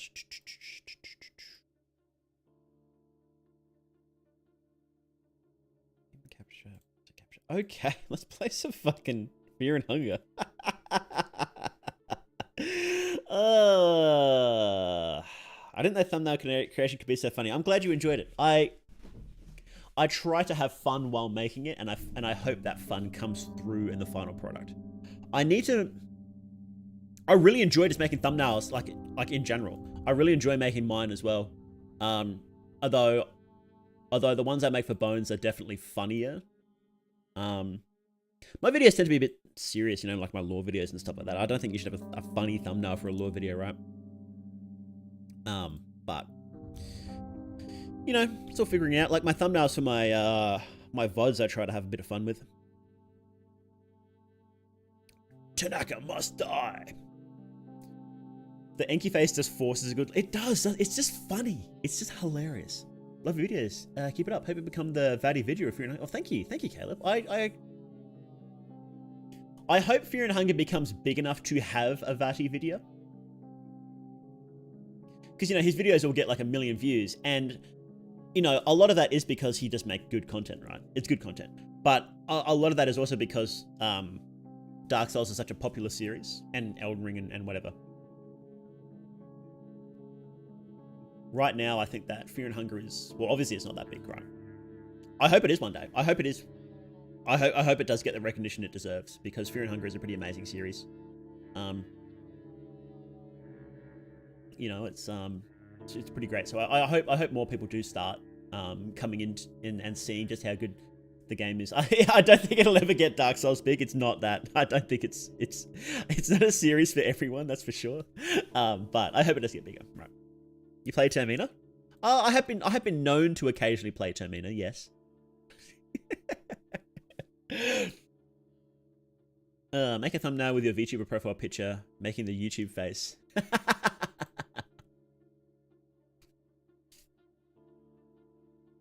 Wormgirl is better than Vati video. I still haven't gotten around to watching Wormgirl's video because I think I watched the first half hour and I'm like, I know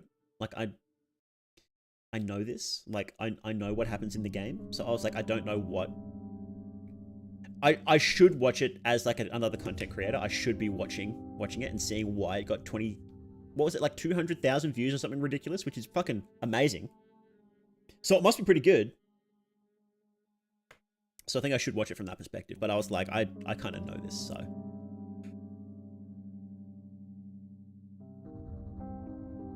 But apparently, someone was telling me like it's got some interesting things towards the end, so I'll have to go back and I will actually have to go back in.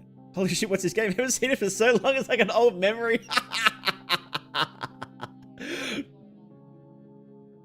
Hoping the next update gets crazy on monsters and hopefully just maybe praying because it would prove Zuma Caligura win the festival. Yeah, we've got some pretty cool screenshots coming up. Coming up. Pretty cool screenshots that are out for the next update, so I'm pretty excited for it. It's looking cool. Wormgirl limited male limited happiness. Oh, thank you. I think how Fear and Hunger 1 video was better. Really? That's one I should probably watch because I don't know as much about Fear and Hunger 1, right?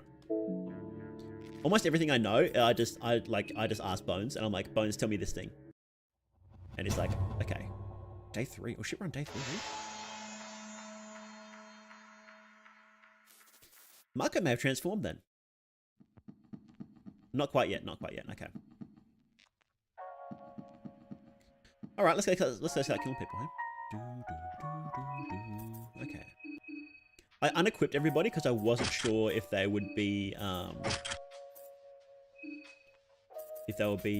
transformed.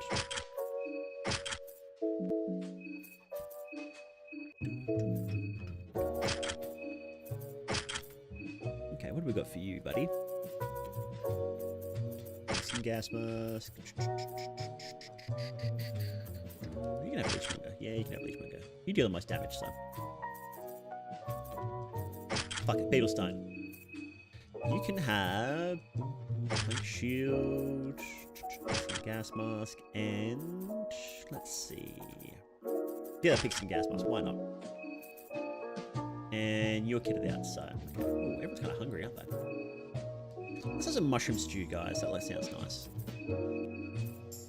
Olivia doesn't have wheels. Yeah, no, she doesn't, because I thought it was funny. No, when you clear her inventory, like when you go, if you go clear, it takes off everything, including her wheelchair. So, I think Worm Girl video is easy to digest as a new Fear and Hunger fan, because I usually get very confused, but she explained it pretty smoothly. Oh, there you go. Well, I watched a bit of for Apollo streams way earlier than me, so I always miss the start of his streams anyway, no matter what. Because I'm usually asleep, right? But I watched a bit of his interview with Worm Girl. Didn't he interview her twice, actually? I completely missed the second one. And yeah, she seemed pretty eloquent. So, and I mean, you got, you know, you must be doing something right if you're getting that many views on a video, right? You know, you got to be doing something right.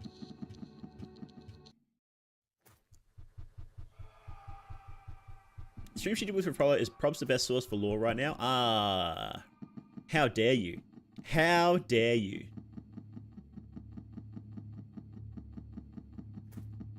Good night, More Cat. Thanks for coming in. Really appreciate it. Can we get this chest now? Is Osar fucked off? He has. No, I already got it. Whoops. Okay. Let's go see if August is at his camp. I want to kill August. That's what I want to do. August must die. August must die. If I understand correctly, I don't have certain people in my party on day 3 other than specific cases to get moon scorch, or does it just happen after a certain amount of time each day? Yeah, so when you hit day 3 midday and nighttime, everybody moon scorches. So when you hit day 3 night, that's it. It's game over. Well, it's not game over for you. You've still got time to run around, but everyone else in your party is gone.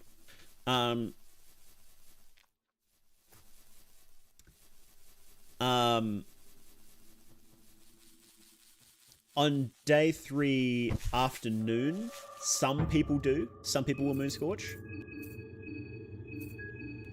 And I think some do in the morning. I'm not entirely sure though. I haven't had everybody in my party at that time. So, in your party or in the train or in the bop, right? You know, people who are still human at that time.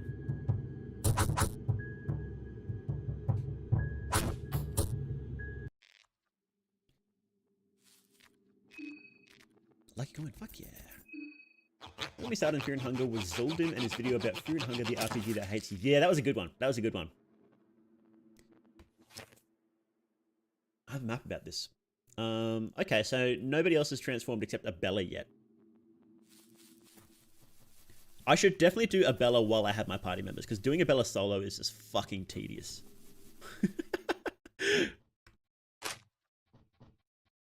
That's okay though. That's okay though. That's okay. We can do it.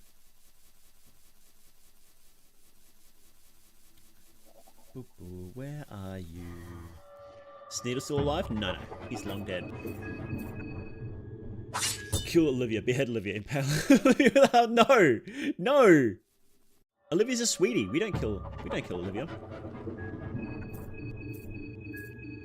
Unless you wish in one of the hidden traps when you die, you see Tanaka also impaled. That would actually be a hilarious hidden death of Tanaka.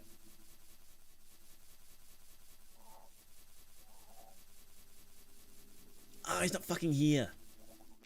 God damn it. God damn it. God damn it. That's so annoying.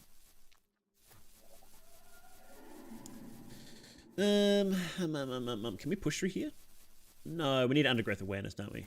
Yeah. No, you need undergrowth awareness and you can push through there and come out straight next to the bunker so we can do a Bella, but yeah, we don't have that. A Bella does, but she won't let us use it. Actually, no, she doesn't, does she?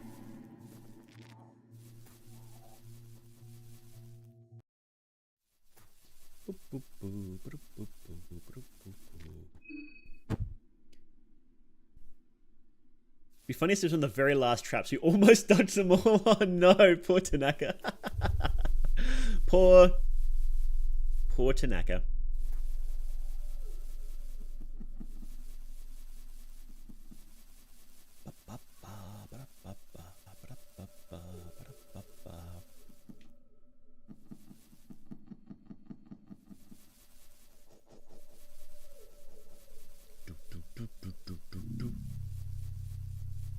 You upload from Bones? That was fast. Oh yeah, Bones smashes out those videos.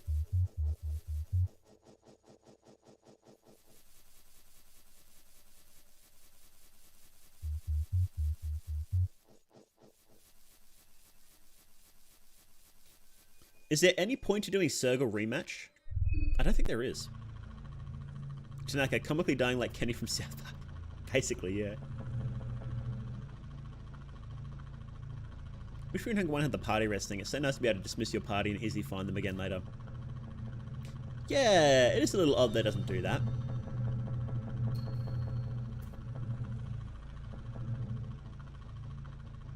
Oh, is she already free?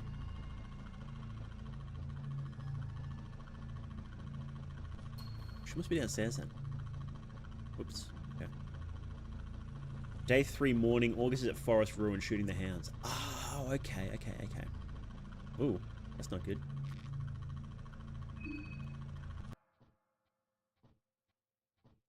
Oh, what?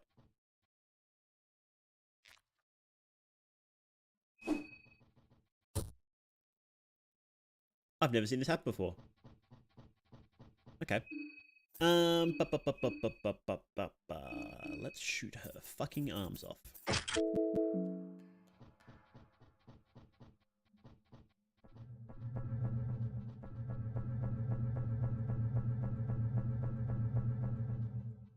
Where are you? Where? Okay, got one arm off. And let's... Run. Okay, good. Okay, that's fine. We just need to... talk.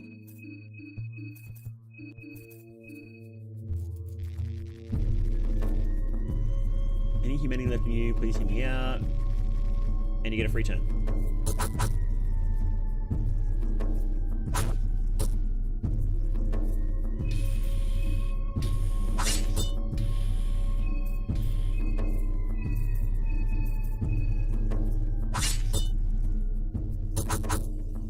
Okay. Nice, there we go. Her head has no evasion, which is very nice.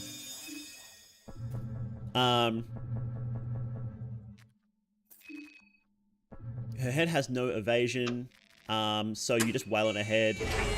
The arms do deal a decent amount of damage, but you usually don't have to... the fight doesn't last long enough for them to kill you unless you go in there with low health already. And you can just blow her fucking arms off anyway, so... Forest Ruins, you say. What would be the fastest way to get back there would be... just going back through the woods, I guess. No need to use golden gates, unfortunately.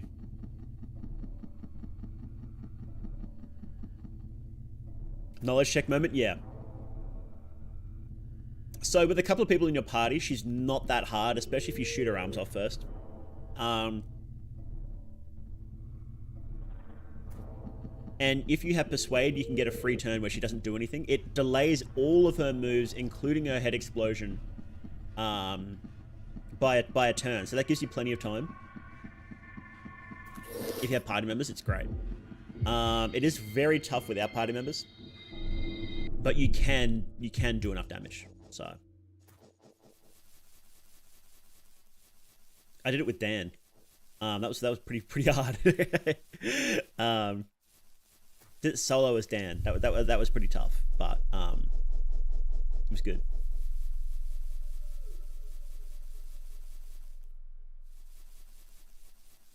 Something like I don't know if there's enough time for status effects like fire to really matter. But if you got something like Meat Grinder, well, you actually no, you won't have Meat Grinder before killing her, so you can't take that out of the equation, right? If you got something like Poison Tip, it's better than nothing, right? Um, but yeah, her that fight doesn't last long enough to. Oh, you bastard!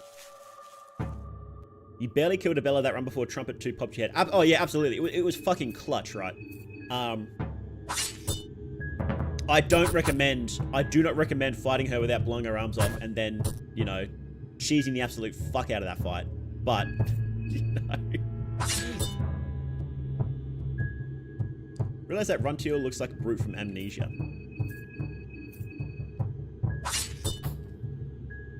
Amnesia. Brute. Oh yeah, it kind of does, doesn't it?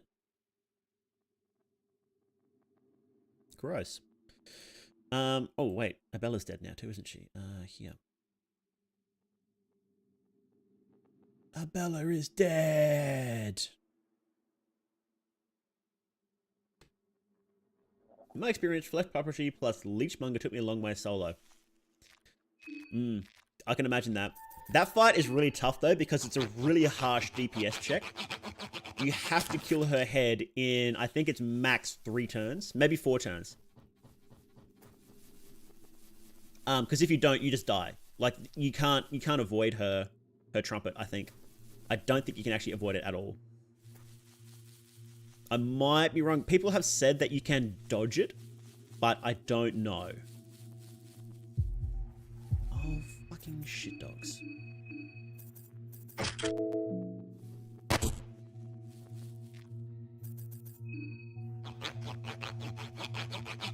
One redhead down, one more to go. Who's the other redhead? Oh, August, yes.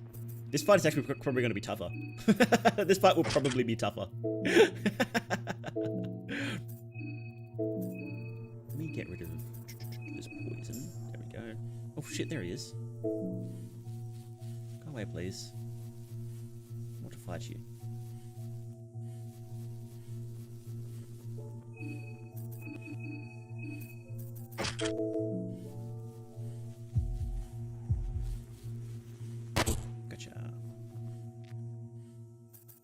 Your head only has 5% evasion. Yeah. You can blind her so the trumpet misses. Oh, okay. She has an coin flip insta-kill grab. I never saw her use that. I didn't take off her arms as Dan, and I didn't see her use that at all. That's funny. Is it over this way? No. You had to go up here, right? Almost at the rag special. He does have the fucking rag tech. So this fight's gonna be a pain. No matter what, I think. Do I have anything that can help with evasion? That helps with evasion. No, I think we're basically, that's sort of it, right? Because this is going to be pumping out that fucking damage, so... Ooh, almost. You can spice pheromones. I don't have spice though.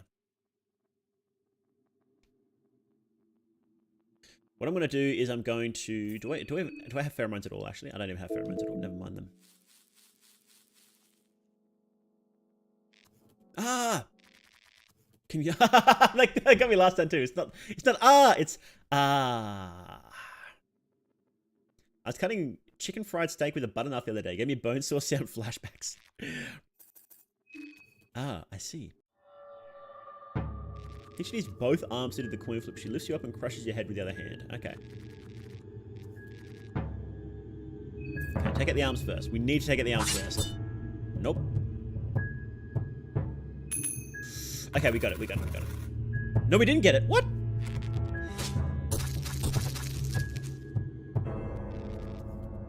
Fuck me. God damn it. I gotta do... I gotta do a Bella again. Ah, that's so annoying. God fucking damn it. That's so annoying.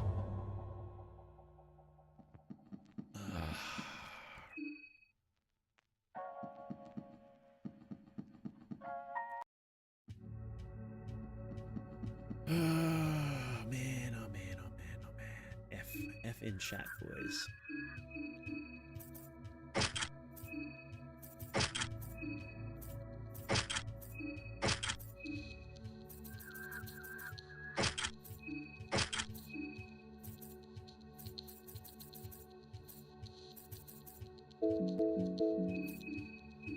We'll do him first this time.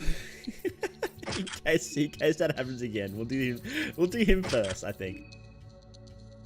God damn it. God damn it. That's so fucking annoying.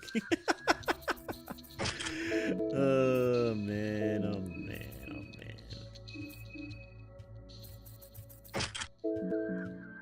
man. Okay. I should have fed everybody before I fucking went to sleep. That's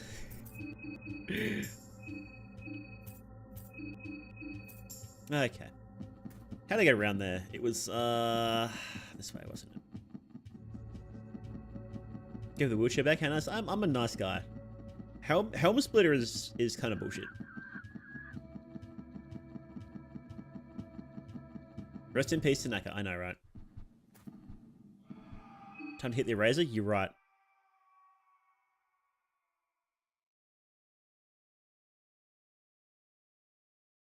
There we go.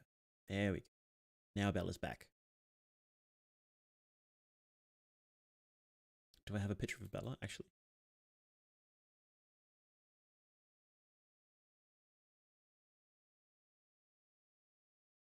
I don't actually have a picture of Bella. Wow, rip. Okay. Here we go. No, Abella undied.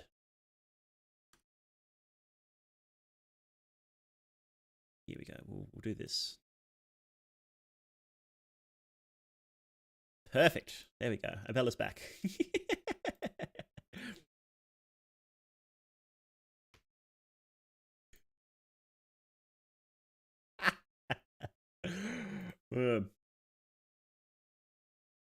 She looks sad there now. What the hell? That's weird. Anyway.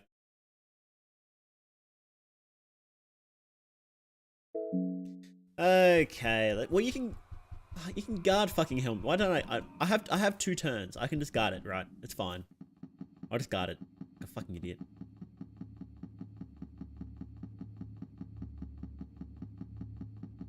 Yeah, I got fucking August is what happened. I know where he is now though, so I can get him pretty quick.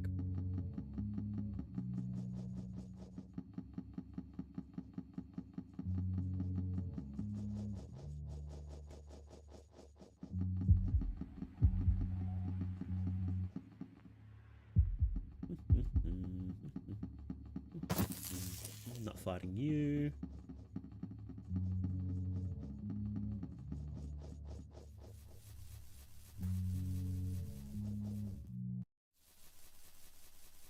Three worst things happen in Fear and Hunger's Helm Splitter, Marksmanship, and fucking Pecked. Yeah. Yeah.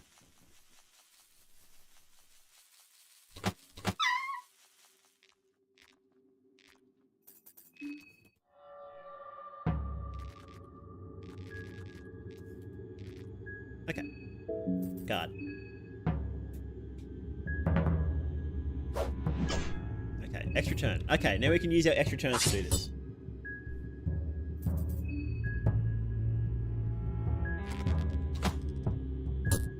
Just a regular arrow this time? So adamant about this? So let's see you dodge the next one. Okay, there we go. Now we're done. Oh, it's probably easy just to hit his body, isn't it? Yeah.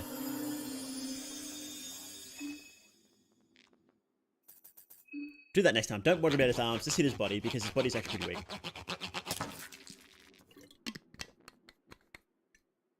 Is Peck a coin flip, or is it just a regular attack that just instantly kills you?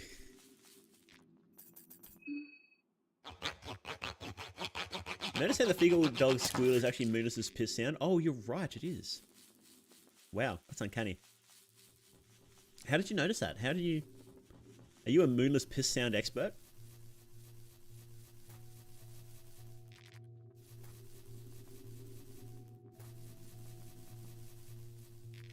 August is going to be the fishing minigame person we're going to get since he's an arrow to shoot the fish with. Oh, I wish. Peck is insta-kill, no coin flip, can miss. That sounds god-awful.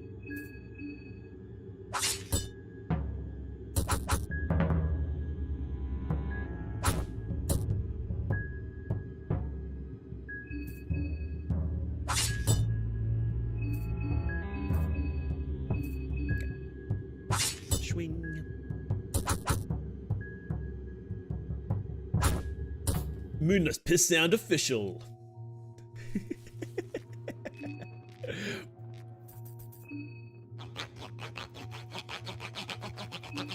You know what I'm going to do, actually? I'm going to switch this out for... You get against it. There we go. Nice, nice, nice, nice. So now we have more crits. Big crits, let's go! Let's go! What if August becomes playable, you can get parkour and calm Moonless skills? Could be interesting. You wouldn't have to fight Moonless, would you?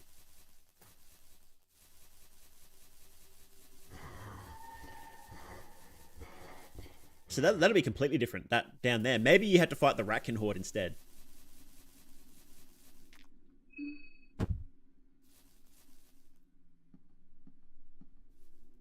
Okay. Okay. Let's go do a Bella. Let's go do a Bella.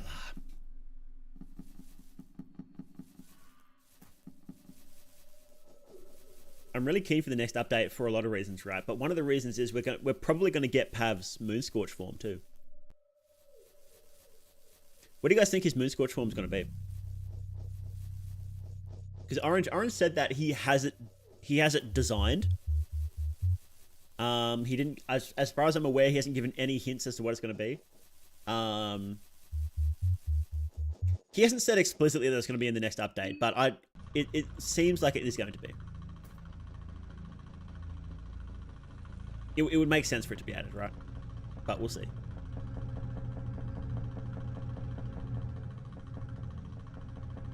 You finally get to Orphanage in my current run, I'll admit fighting Dominic was a mistake, both in combat and timing. Yeah, I just never fight him. Watch me become the most annoying person in existence when Pav Moonscorch comes out.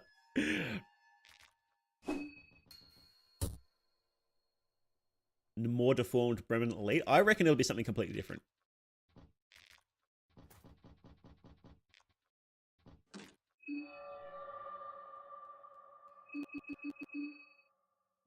Anyone notice Levi's Moonscorch form resembles a more twisted version of the sniper form from Jagan? I don't know what that is.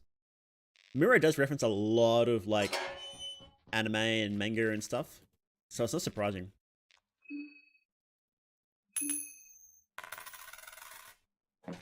Oh, you're kidding me.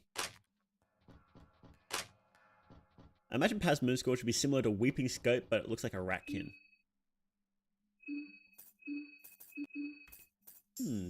I reckon it'll be like a kind of knight character, like a revenant, I reckon. That's what I reckon.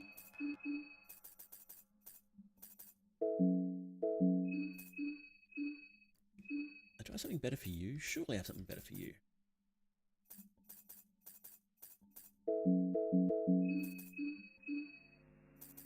I think we're good to go, to be honest. This fight wasn't that hard, was it?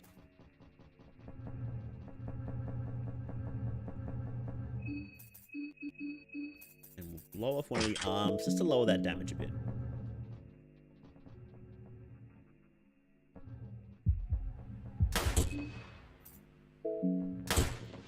Okay, we got both arms up. Both arms off. Nice.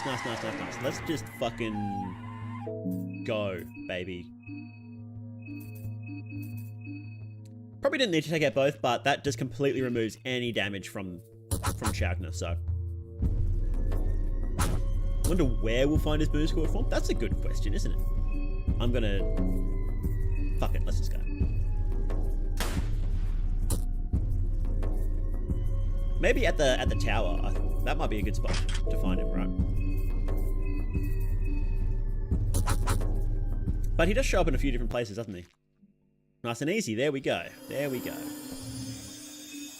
Nice. Okay, so now we have... August. Dead. Rip. Abella. Dead. Rip. Get owned. Get fucking destroyed. Maybe Pav only Moonscorches if you save him. Oh, that would be interesting. That would play into the Revenant idea as well. He dies again. And still can't fulfill his mission, right? So where are we going now? Well, let's go do Samari. Oh, should I save before Samari? I should probably say it before Samurai, shouldn't I? Samurai can be nasty.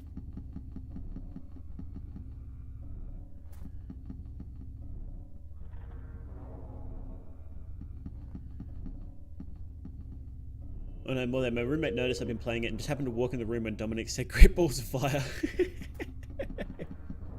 Yeah, Pavel does become a Catboy.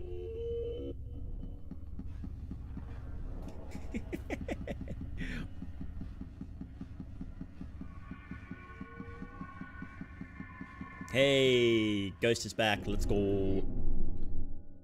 Living knowing he failed and was impossible to kill Kaiser crushes his hope. Yeah. Yeah, I think that might be good, yeah. He vanishes and then on day 3 night he reappears and he's on the train and you have to fight him in the train. A fucking Moonscorch in the train. That'd be sick. Oh no, I was supposed to... Golden Gate's over there. Okay, who's left? We've got Samurai up. Henrik might be up, actually. Let's go see if Henrik's up.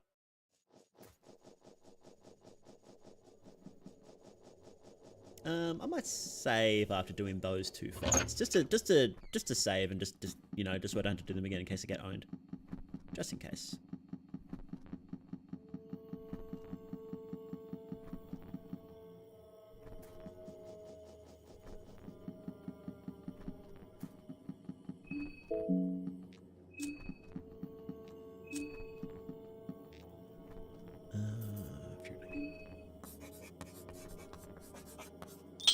I love train car chases. It'd be sick to hear Moonscorch power charge. Yeah, it would be so sick. Cool. Nice.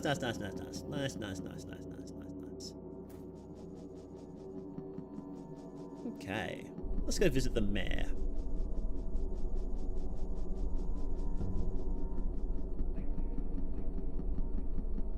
My apologies, what day are we on now? We are on day 3 morning.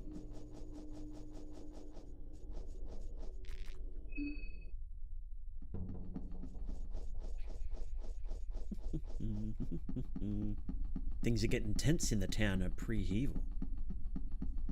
It's day 3 of the festival. A lot of blood has been spilled, but not enough.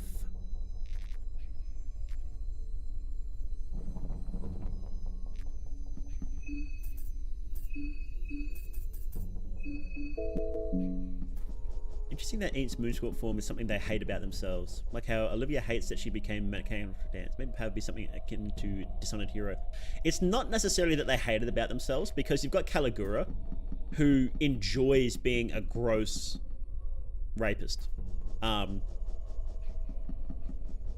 He definitely doesn't hate that.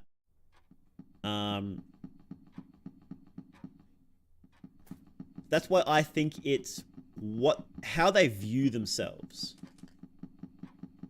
Oh, it's not here.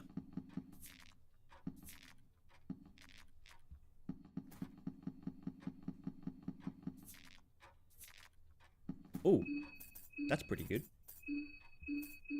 Is it better though? Yes, it is better. Cool. And again, it's not necessarily insecurities. I think it is literally just how they view themselves. For most people, a lot of people are insecure, and you know they usually do only see their weak points, but not everybody.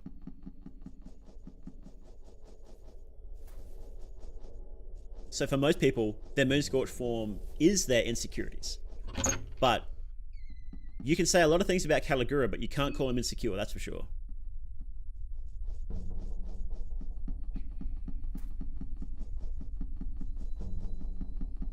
Mayor's not dead. Well, let's go do Samurai with it. This way. We can go do Samurai.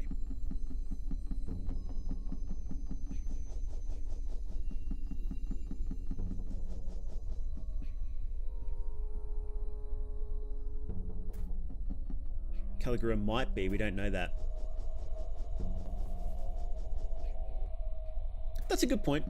We haven't seen it from his perspective yet, have we? So there is a chance he is insecure about his tendencies. It just seems very doubtful.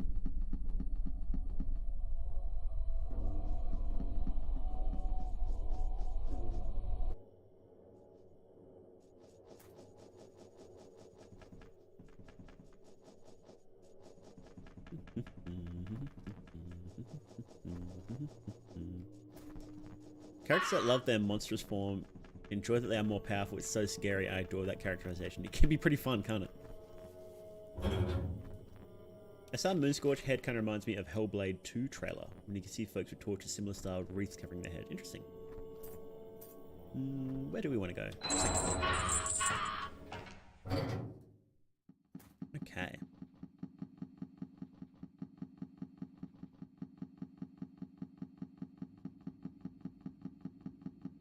Moonscorch Categorica's first line in that fight is, well, it's not a kind thing to tell anyone an image of pure vulgarity. Yeah. It just really seems like he enjoys it. That's what he does when he's alive. And he doesn't seem to be apologetic about it whatsoever.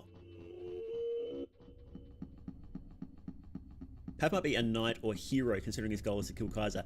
That's why I'm thinking he's a revenant. He might end up being a revenant because you can even find out that his whole village was burned down by the Kaiser's men. And in this game he literally dies from the Kaiser and gets brought back to life, and he's not allowed to die until he fulfills his mission, basically.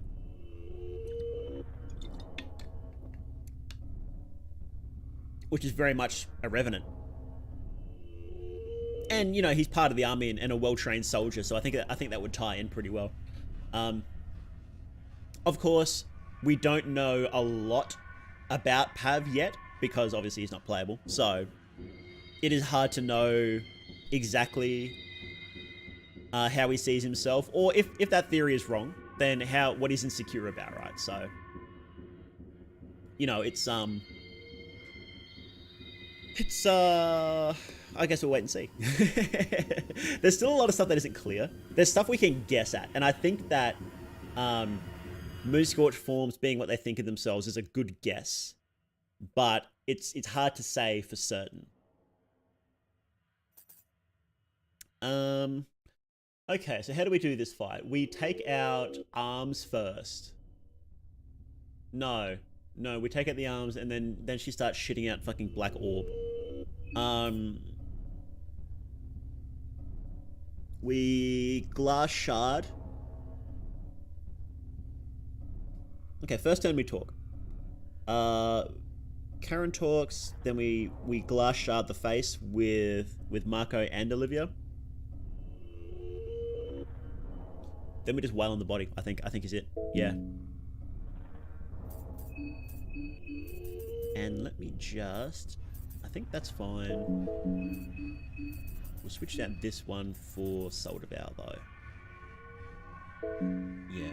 We'll switch it out for Soldivour because she does a lot of magic damage.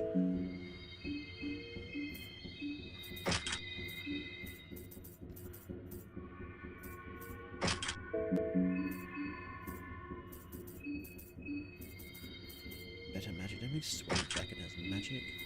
I think that's the best magic we've got. Okay. Jesus, this is all physical defense. We need to change these out. Oh, I need fluted arm pieces, don't I? Yeah, I need to give Karen fluted arm pieces because I'm pretty sure she can cut off limbs here. Okay. And I'll give you... You can get some, just for a bit more damage. There we go. Do you mean Tanaka talk? Yeah, exactly. We'll Tanaka talk. Surprised August never moon scorches. I think he's just fully trained in what's happening and he sort of expects it. So he knows what's happening here. He came here for a reason and I think he knows the score better than anybody else.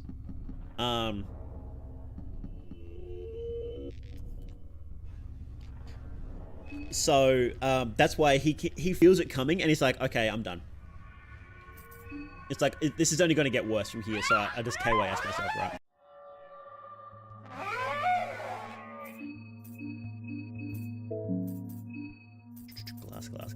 Glass, here we go.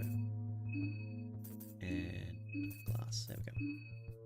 Yeah, he does that. If you don't kill him on day 3 night, he's dead. And I think you can find his corpse. Why do you want to talk to me? Just look at me. What's so weird about wanting to talk? Just Morpheus clearly hesitating. This is just a trick, isn't it? You don't care about me.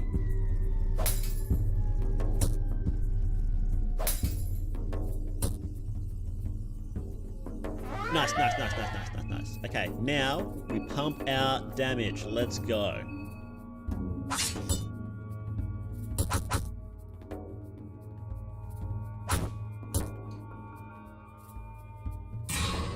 These ghouls are going to be annoying. Because they do bleed and infection, but I'm pretty sure we can just ignore them and just focus on dysmorphia. I'm pretty sure. Oh, there we go. There you go. Nice and easy.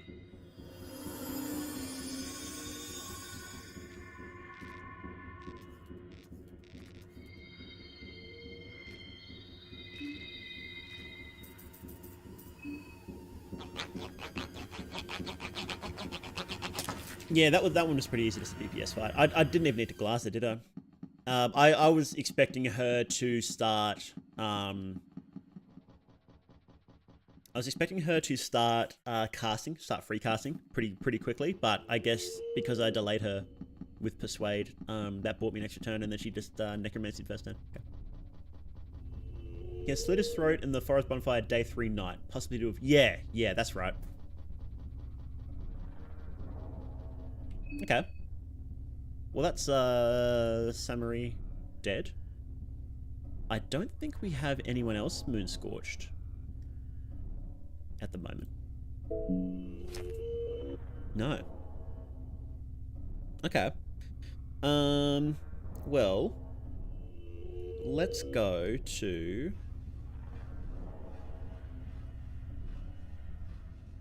let's go to sleep somewhere. Well, how do I get back there?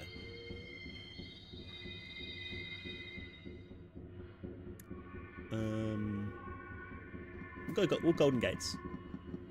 Oh, I can go to the bookstore. Let's go to the bookstore. I think that might be a bit better. Oh no, if I can Golden Gates and sleep in the mayor's house, and then I can then I should be able to get Henrik pretty quickly there. That's good. Nice. This one, mayor's house? You're not mayor's house. How about you? Nope, not you. Mayor's Manor, here we go. Oh shit, this dude.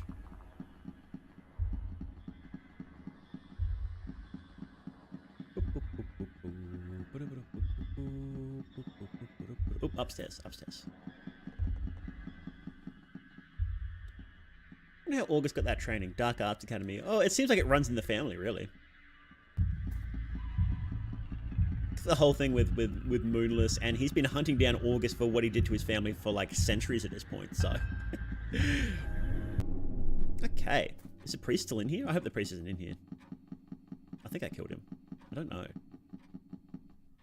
Yeah, I don't think he is. Okay. Okay, I'm pretty sure Marco's about to moon scorch, so let's just clear his inventory, and we'll clear hers as well, actually, just in case.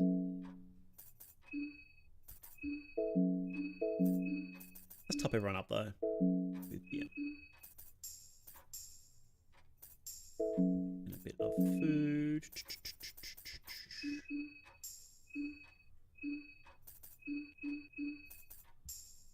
Okay. I think we're good to go. Yeah. Okay.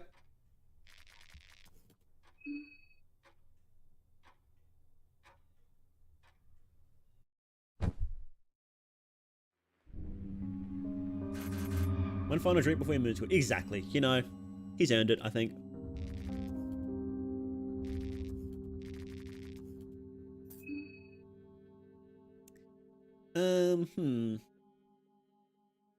Blood sacrifice, masturbation, I don't really want them. Gun proficiency, no. Wrench toss, short circuit. These are nice, but I don't wanna start crafting stuff again.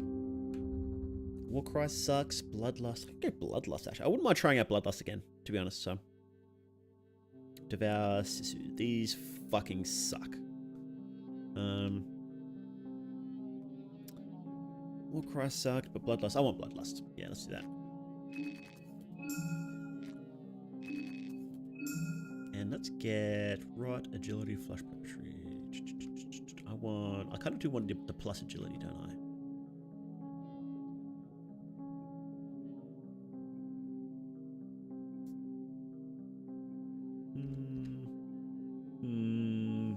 Let me think. Do I want the plus agility? I kind of do.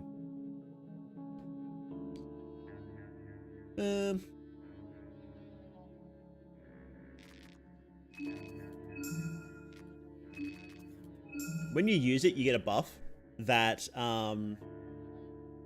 when you have that buff, you can't go below 1 HP, but the next time you hit 1 HP, you lose the buff. It's a worse hardened heart. It's not very good. Mark and Olivia should be fine for the remainder of the playthrough. They're only scorched by day 3 morning. It is day 3 morning.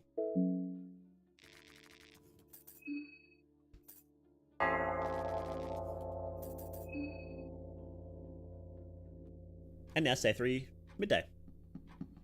Oh wow. That's interesting. I thought Micah would have moon scorched by now. Huh.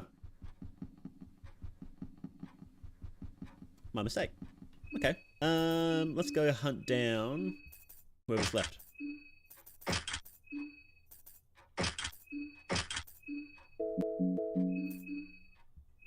Equip head, death mask, body, Jamal. Okay.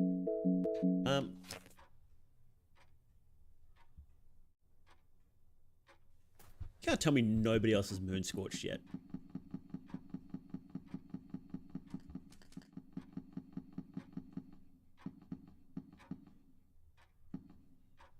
I don't think... Are you kidding me?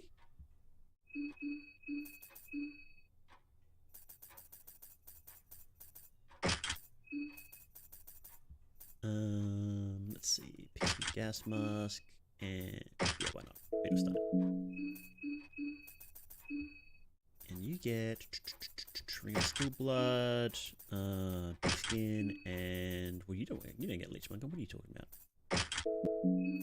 You get Leechmonger. Let's switch out this for Leechmonger. Yes, and... Oh, you know she does need fluted arm pieces for this fight, doesn't she? The only moon scorcher they are not on your active party, i.e. at the train. Oh, okay. How is he not here yet? Goodness gracious.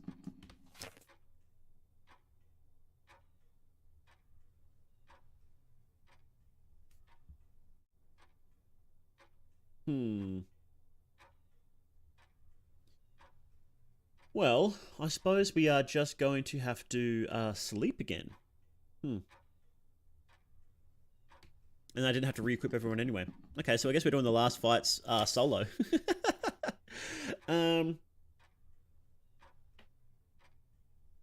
That's gonna suck. That's gonna really suck. Pocket Cat is going to be such a shit fight solo.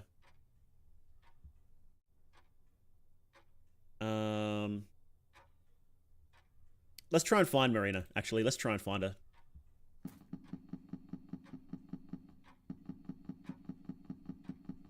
I want to try and find some of these people and kill them before they moon scorch. Oh, they might be at the train? No, nobody's at the train.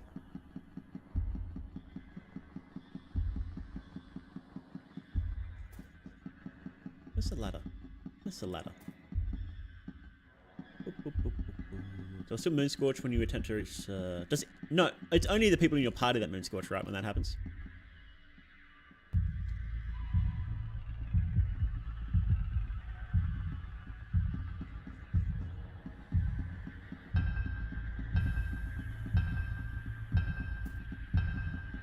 Moon scorching, gonna do it privately. It's kind of rude to do it in front of people.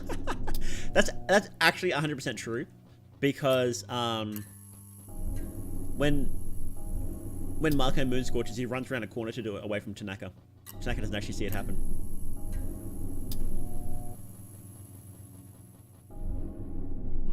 Where am I going again?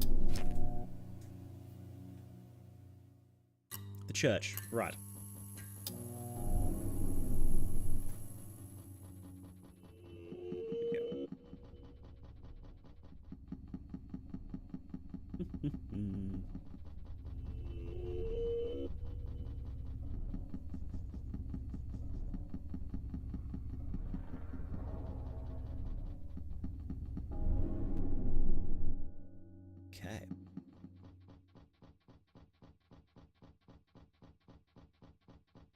Samurai is best, worst girl, I'll die on that hill. That means nothing.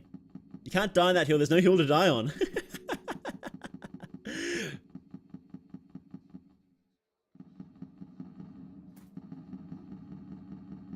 Okay. So... Marco and... No, not Marco. Marina and Osar can be out here, can't they?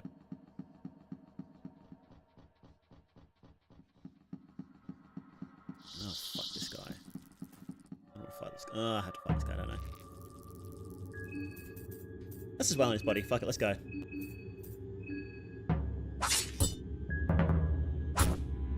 Can we kill him in a single turn?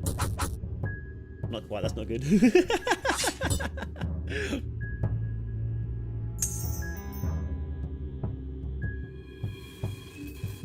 Okay, good. You only mind control Olivia. That's fine. Nice. Perfect.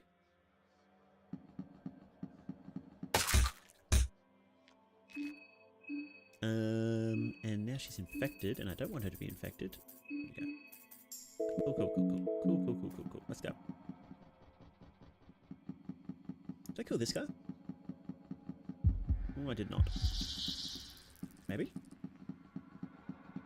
I did. Cool. Okay, Maria's not here. This fucking guy.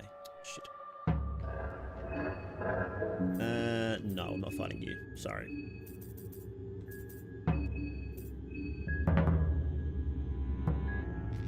Oh, you're kidding me? I have fucking escape plan. Oh, that didn't work. That sucks. He's gonna choke. Choke hits really fucking hard. God damn it. You're actually kidding me.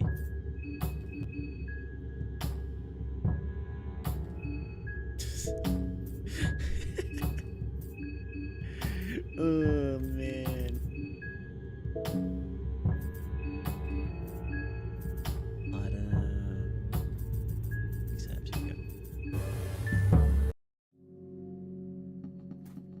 Go away, you fucker. No, he's not here. God damn it. Rules broken. Ah, you're fucking right. Oh, I'm too out of it today. Ah. No running. God damn it. I completely forgot about it. Now that I think about it, can Olivia be knocked over still, even as a party member? I think she can. Fuck it. We might finish up here today, actually. Yeah, I'm sort of crashing hard, unfortunately. But yes, thank you guys for coming in. Thank you for doing some fun stuff with me today. That was we did a bit of random stuff, didn't we? But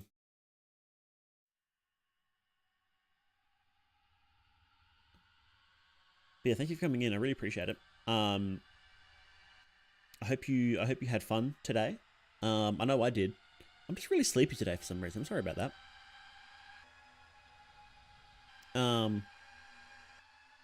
But yes, I will see you. So tomorrow at the same time I usually stream, I have a video coming out. It's a fresh one. It's not based off of what happened in stream, so it's a brand new one. So hopefully you'll enjoy it, even if hopefully you'll enjoy it.